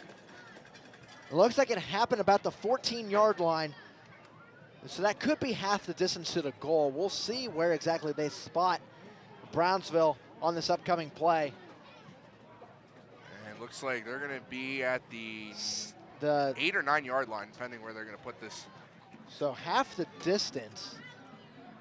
That's not even half the distance, though. Now it is half the distance as they get to the 7-yard line. Brownsville, 93 yards away from a tying score. They need a big play in a hurry. They need something that can get themselves momentum on offense. They need a play like they did in the first half. You can see Herman split out on the near side of the field. Maybe Grooms, if he can get the time, he can try to go back to him deep. Grooms hands it off, though. Trayvon Brown running forward to about the 12. He's still going at the 15. That's an 8-yard pickup. It'll bring up 2nd and 2. And that's just a tough run out of Brown. He's got a lot of power underneath him there, and it gives Brownsville out of a little bit of a hole they were in, but still they have a long ways to go here as we're about to dip under 2 minutes here in the third quarter with all the running that's been going on here. But now, if they can he got 8 yards, they're going to give him 8 yards out of that, so that's a good start for Brownsville. Give him forward progress because he kept those legs churning. And that's something that can get you momentum as well. Good first down, positive plays. Now Grooms hands off to Brown again. He has the first down and a little bit more to the 20-yard line. A pickup of 5. So I'll stop the clock momentarily at 1:39. But I mentioned good pickups on first down sets you up, easier play calling 2nd and 3rd in better situations. And I'd say for the first time tonight, we're finally see Brownsville starting to get a push a little bit on their line, giving Brown enough time to get the first down there. That's a decent start of the drive. 11 yards on the first 2 carries of this drive right here is the momentum they needed, because we saw Brown really had no space to work with or any back for the longest time, and now this is the start that Brownsville needed here, but they got to keep it going. 1:14 left in the third quarter. Brownsville has to make their move soon as Trayvon Brown gets the handoff again. He gets to the outside. He's got some running room. Shakes around defender. Nice spin move there. It's a first down and a little bit more inside the 35 to about the 33-yard line. A great pickup there and that nice circle button move on against Brown. He's putting the team on his back. I mean, literally. Look at him break these tackles here and this power. Yeah, there's that great spin move. He's carrying guys. He's carrying Ryder as well. He needs 3 guys to take him down. But they're just giving the ball to their senior, and they're letting him say, finish your career out in style. Carry us down the field. You have to wonder if Burgettstown may be getting a little tired as this game goes on. Their offense isn't doing them any favors. Now handoff up the middle. That'll be about a 2-yard pickup. Referee was hit again on the play. One I saw stumbling out of there. Looks like on that carry is number 15, John Colvin. First time we called his name tonight. He's a freshman. 25 seconds left in the quarter. And it looks like Brownsville, looks like they'll run one last play here, depending on what happens if the clock stops. This will be the final play of the third quarter. Grooms hands off to Brown, up the middle. He's dragging players along with him. He'll gain about 3 yards on this one, so bring out 3rd and 5 in the 4th quarter as the 3rd quarter comes to a conclusion. But as most of our loyal viewers know, we always keep it here between the 3rd and 4th quarter. It's 7-0 Burgettstown. And Matt, for the final time, you and I, on High School Football Game of the Week, we get to look at the hot dog score. In California right now in the lead, 9.80. But we have to give the award this year in our final game. Wow. Brownsville takes home the crown at 9.85. I'll tell you why. And great food. The bandstand has Falcon fries, one of my personal favorite things, with ranch and cheese and bacon. And more importantly, they are selling Brownsville football mugs. I needed a coffee mug. They're selling them for $10, and you can get refills of coffee or hot chocolate the whole night. That's a great deal. That's what I needed. Here's the CUTV hot dog scores. What great stands we did to. Bell Vernon was great. Connellsville, Charleroi. I like Cal High School had it one with all the selections they had, the quality of the food. Mount Pleasant was great, same with Beth Center. Elizabeth Ford, they lost their crown, and Carmichael was very close last week. I thought, oh, that's it for California. But the mugs, I think, is why Brownsville. These are a new great addition. mugs, and these are a new addition. And they knew I needed a coffee mug because I love me some coffee. I have a Keurig, and it's wonderful. It's going to help me go along the way. So congratulations to Brownsville, the 2015 hot dog score champions. And now we'll get back to action. 3rd and 5. 12 minutes remaining now in the 4th quarter. Whether Brownsville will get their 3rd win of the year or Burgettstown will make the playoffs for the first time since 2009. 3rd and 5. Grooms in the I formation. Brown is the back. Grooms going to throw. He goes downfield. He has Herman there. It's incomplete. No flags on the play either, so that's going to send out the punt unit again for Brownsville. Surprised they went with a throw there. Yeah, and considering what they've been doing on the ground on that drive, but he was close. Herman was close to pulling that in, but that was great coverage there by Ryan Launder. Didn't any contact at all. Launder actually lost sight of the ball, and Herman had for a chance had to go over top of him to get it. He was very close to getting it, but Brownsville so close to getting that big play they needed. But now they'll punt it away here and put it in the hands of their defense, who needs another stop. But sooner or later, the offense, they need to get something going right here. That 7-0 could hold up. Lucas Ham to punt the ball away. And Launder almost loses it. He breaks out of a tackle, and he'll be dragged down at about the 30-yard line. Goodness, I thought Launder was going to lose that ball, and then he pops out of there. That was crazy. Unbelievable. I thought that was, he was right there. That would have been a great stop. But I thought that ball was going to get punched out for a second. Look at it, he's holding that on his thigh. And it just bounces up into his hands. And luckily for Launder, no one was there other than the one player that hit him who lost his balance then and was able to allow Launder to go downfield. Ball spotted at the 31-yard line. 11:43 to go in the game. Burgettstown just a few minutes away from knowing their fate, as Derry was up 20-0 on Waynesburg. Again, if Burgettstown wins, they're in. If they lose and Derry wins, Derry is in. As McLaughlin keeps it himself, he's got a hole up the middle of the field, and it's a first down and more for Burgettstown. About an 11-yard pickup for the junior quarterback. And other than his touchdown run, that was probably his other best run right here, because look at the blocking, look at the lane right there that's created, and McLaughlin just plows his way forward. But we've been talking about his Burgettstown defense tired. Brownsville's defense has been on the field a lot in this game. You got to wonder if this is the time where Brownsville gives it to their quarterback, they puts the ball in McLaughlin's hands and lets their line and their quarterback lead them down the field. McLaughlin on 1st and 10 will keep it himself. He's trying to go to the outside. He's tripped up after a gain of about 3 yards.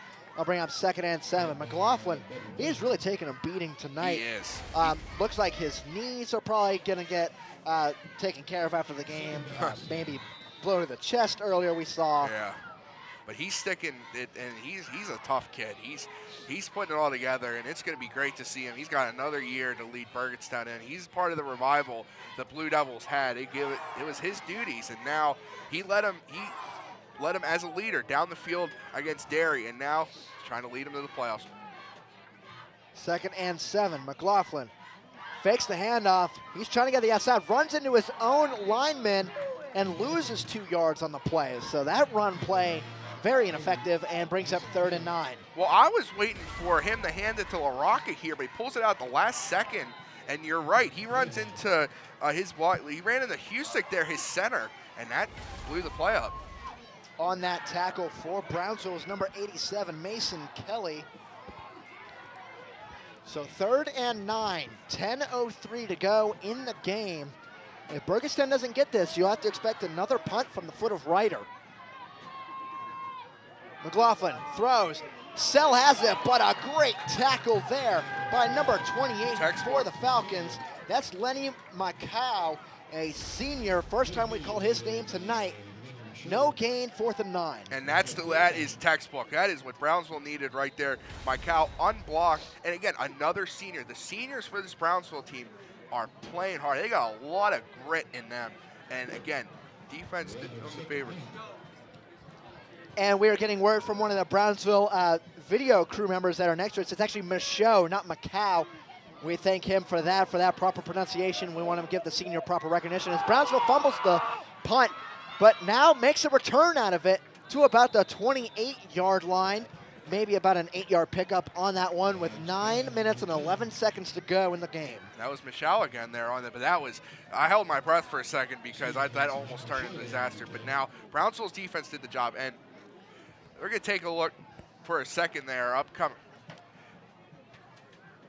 So anyway, Zach, one of our next games for not just high school now, we move to Cal football, Gannon and Erie.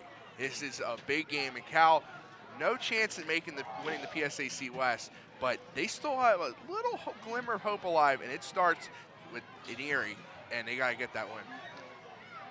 Grooms pitches it out to Brown. He's got a hole. Bringing him back inside. He's got a lot of room and about a 9-yard pickup. That'll be 2nd and 1 for the Falcons. Again on 1st down, picking up a lot of yardage.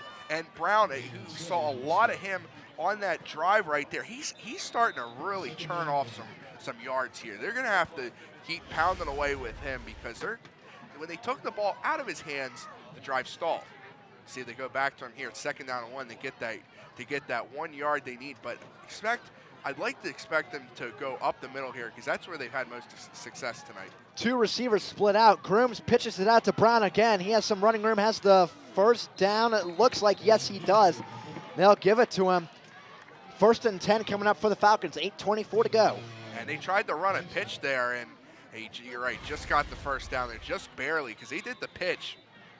And it was really close to even being stopped in the backfield, but that's what they needed to do right there. He was a pitch, not up the middle, but more importantly, it moves the chains.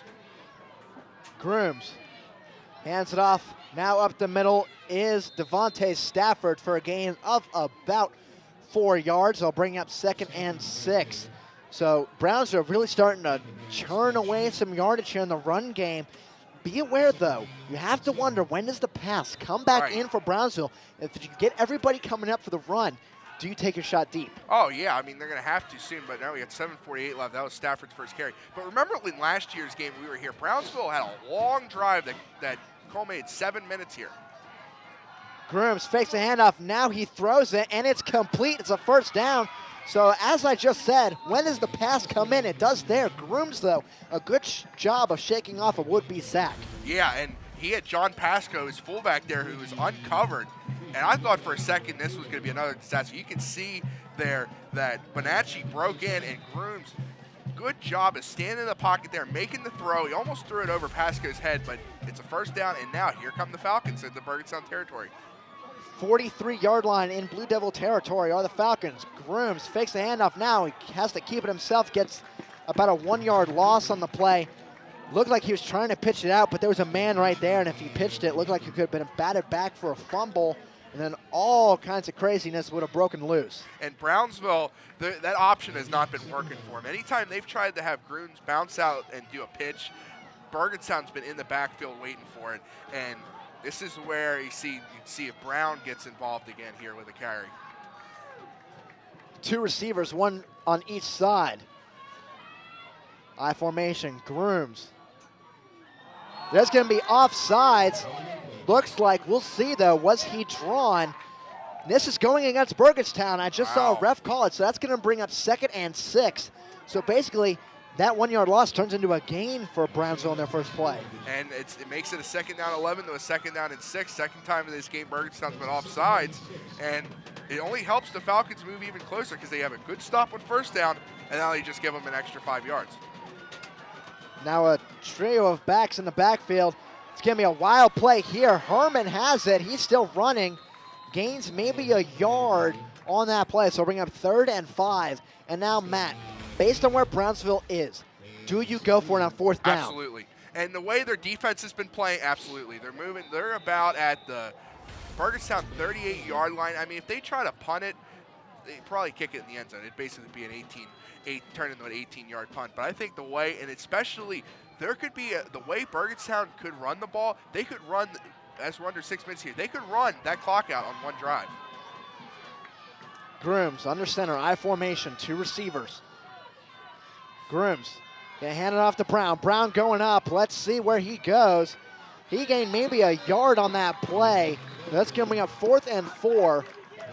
And Coach Jason House is talking to Grooms right now. We'll see. Does he stay on the field or does he come out? I think you have to because you run the, like I said, you run the risk if Burgettstown has a chance to run this clock down under 5.5 minutes, and it looks like Grooms is coming right back out here. So this is the right call. They'll give him 2 yards here, so it's 4th and 3. Play the game right here. This could decide it. This really could decide it. Brownsville could be their last real shot. Need 3 yards to keep the drive going. 5:08 left. Grooms under center, I formation, 1 receiver. Grooms fakes the handoff. Now Grooms gonna run it himself. Let's see where he gets to. He's gonna be short. Gain maybe a yard on the play. Burgettstown will take over. And that was oh so close. Grooms, I thought he was going to get dropped in the backfield there, but good credit to him. They keep in the play. He's going to be stopped a yard short, but it could have been a disaster right there. Tried his ever so best to get forward, but Burgettstown's defense, as they've been doing all night, stands tall and gives their offense a chance with 4:57 left here in this ball game to run it out and return to the playoffs. And Brownsville right now, their defense, this is where you expect the turnover to come. And if you're Coach Jason House, I think you do everything to try and knock the ball out on a fumble, interception of some kind. You'll probably just see a few run plays here from McLaughlin and company. 4:57 to go in the 4th quarter. McLaughlin going to run it himself up the middle. He'll gain maybe 3 yards on that play, so we'll bring up 2nd and 7. And a score here in the Interstate Conference.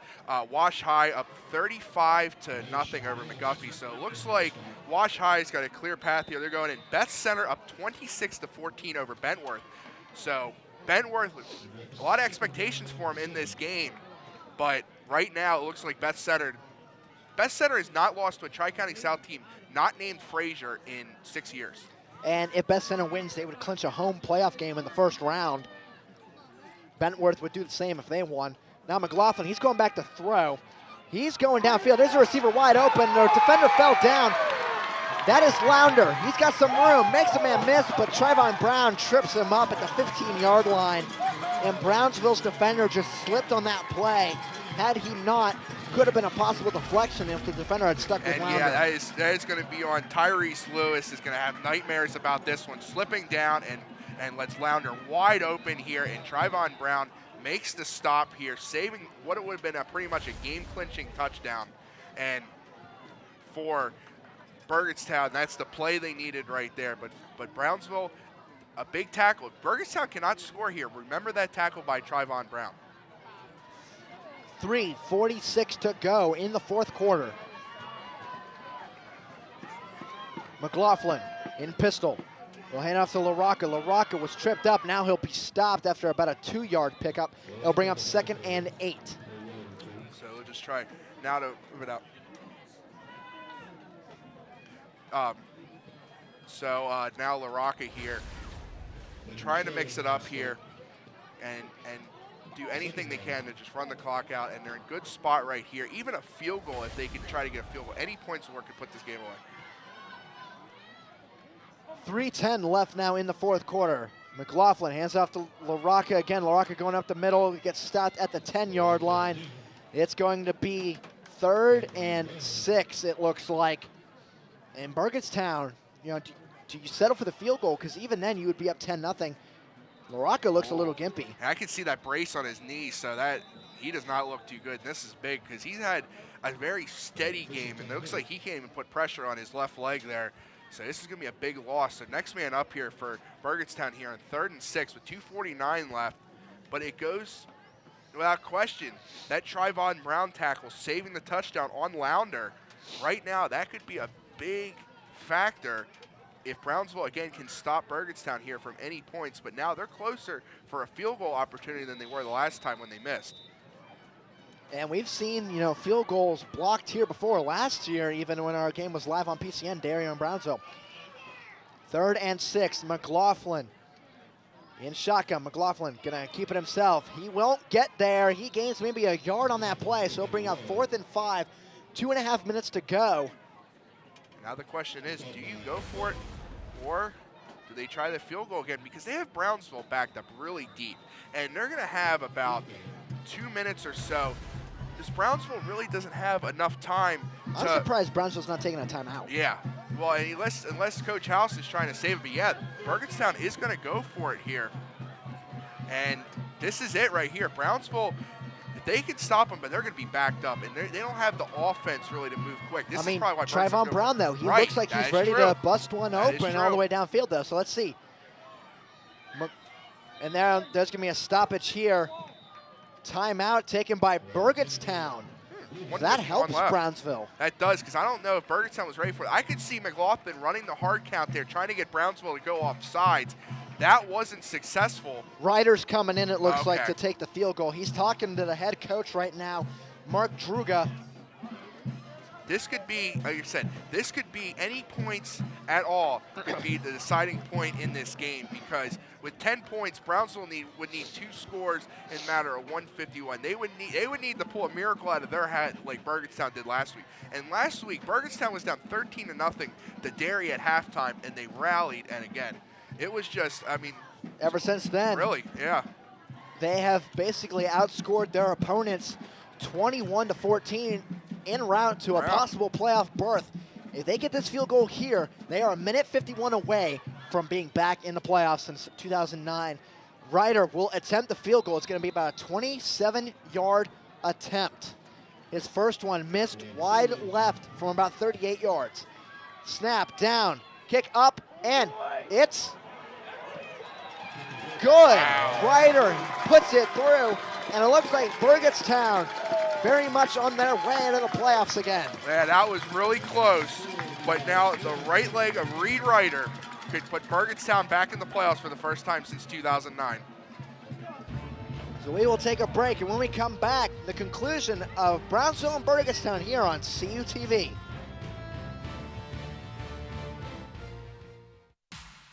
Catch all the excitement under the Friday Night Lights with CUTV's High School Football Game of the Week. You have the best seats in the house as the area's longest-running high school football telecast, now in its 29th season, brings you the area's biggest games.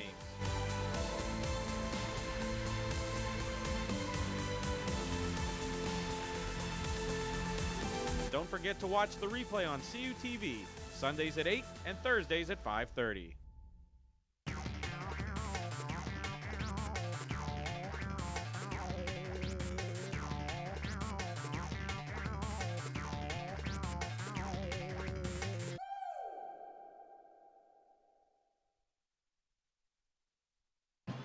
And we are back here on CUTV's High School Football Game of the Week. The regular season finale, Burgettstown up 10-0 with 1:47 to go. And that 1:47 is all that separates Burgettstown from the playoffs. And we'll look at that field goal again after this kickoff. Because it looked like, Matt, we even talked about this during the commercial break, it looked like that field goal was going to miss at some point, but it just happened to fall in. Now the kick here from Ryder, a little squib kick.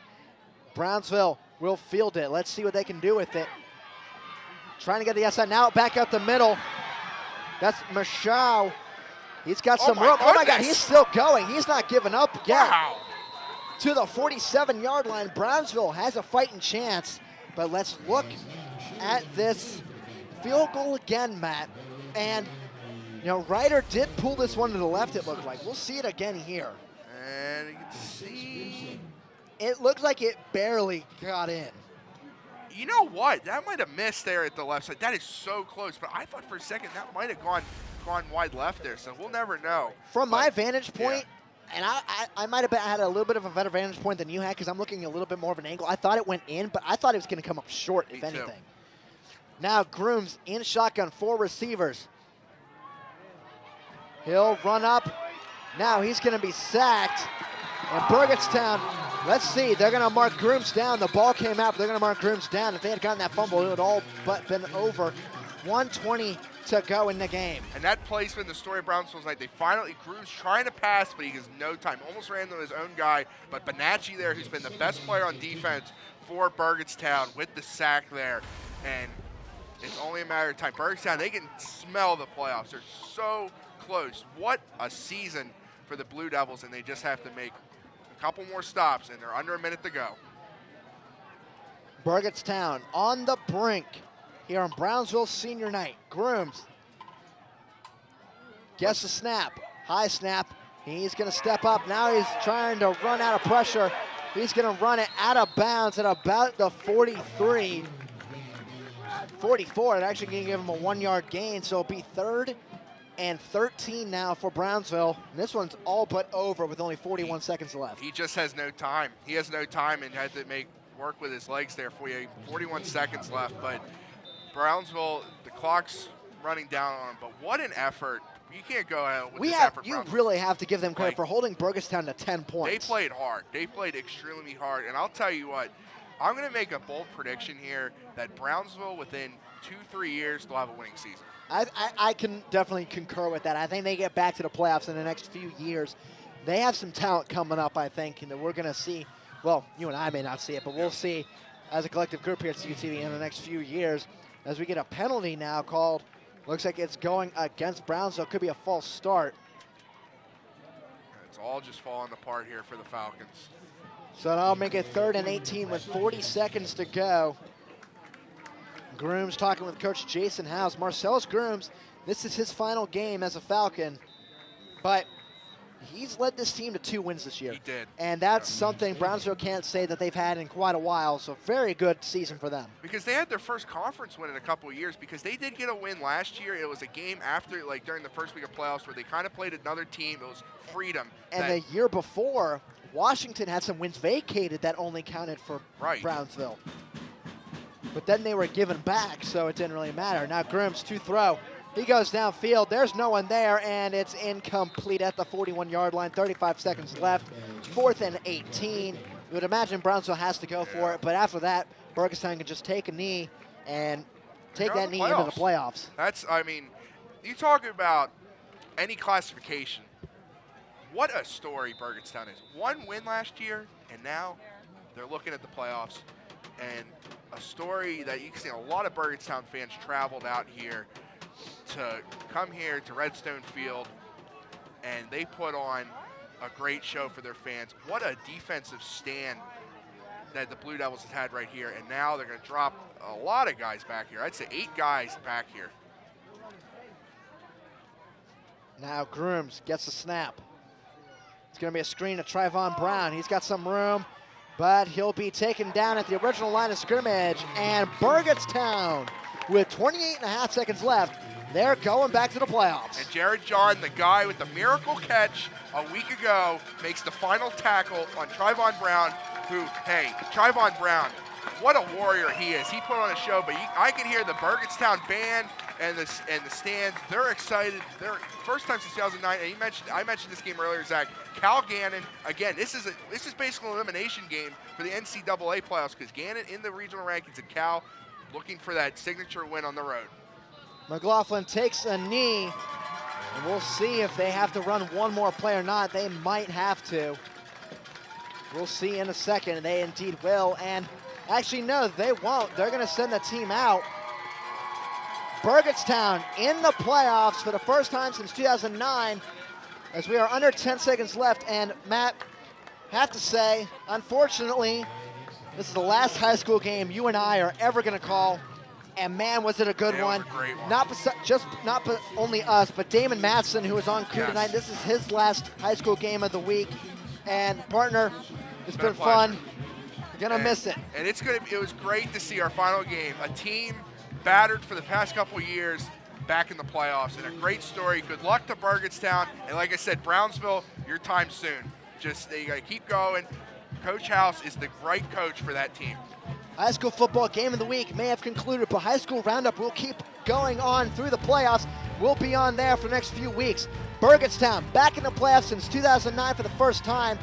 10-0 win. You see there again in California tomorrow on CUTV. For Matt Hagee, Damon Madsen, myself, Zach Probst with the seniors, and the rest of the crew, thank you for tuning in to CUTV's High School Football Game of the Week all season long, and we'll have more in our 30th season in 2016. Enjoy, everybody.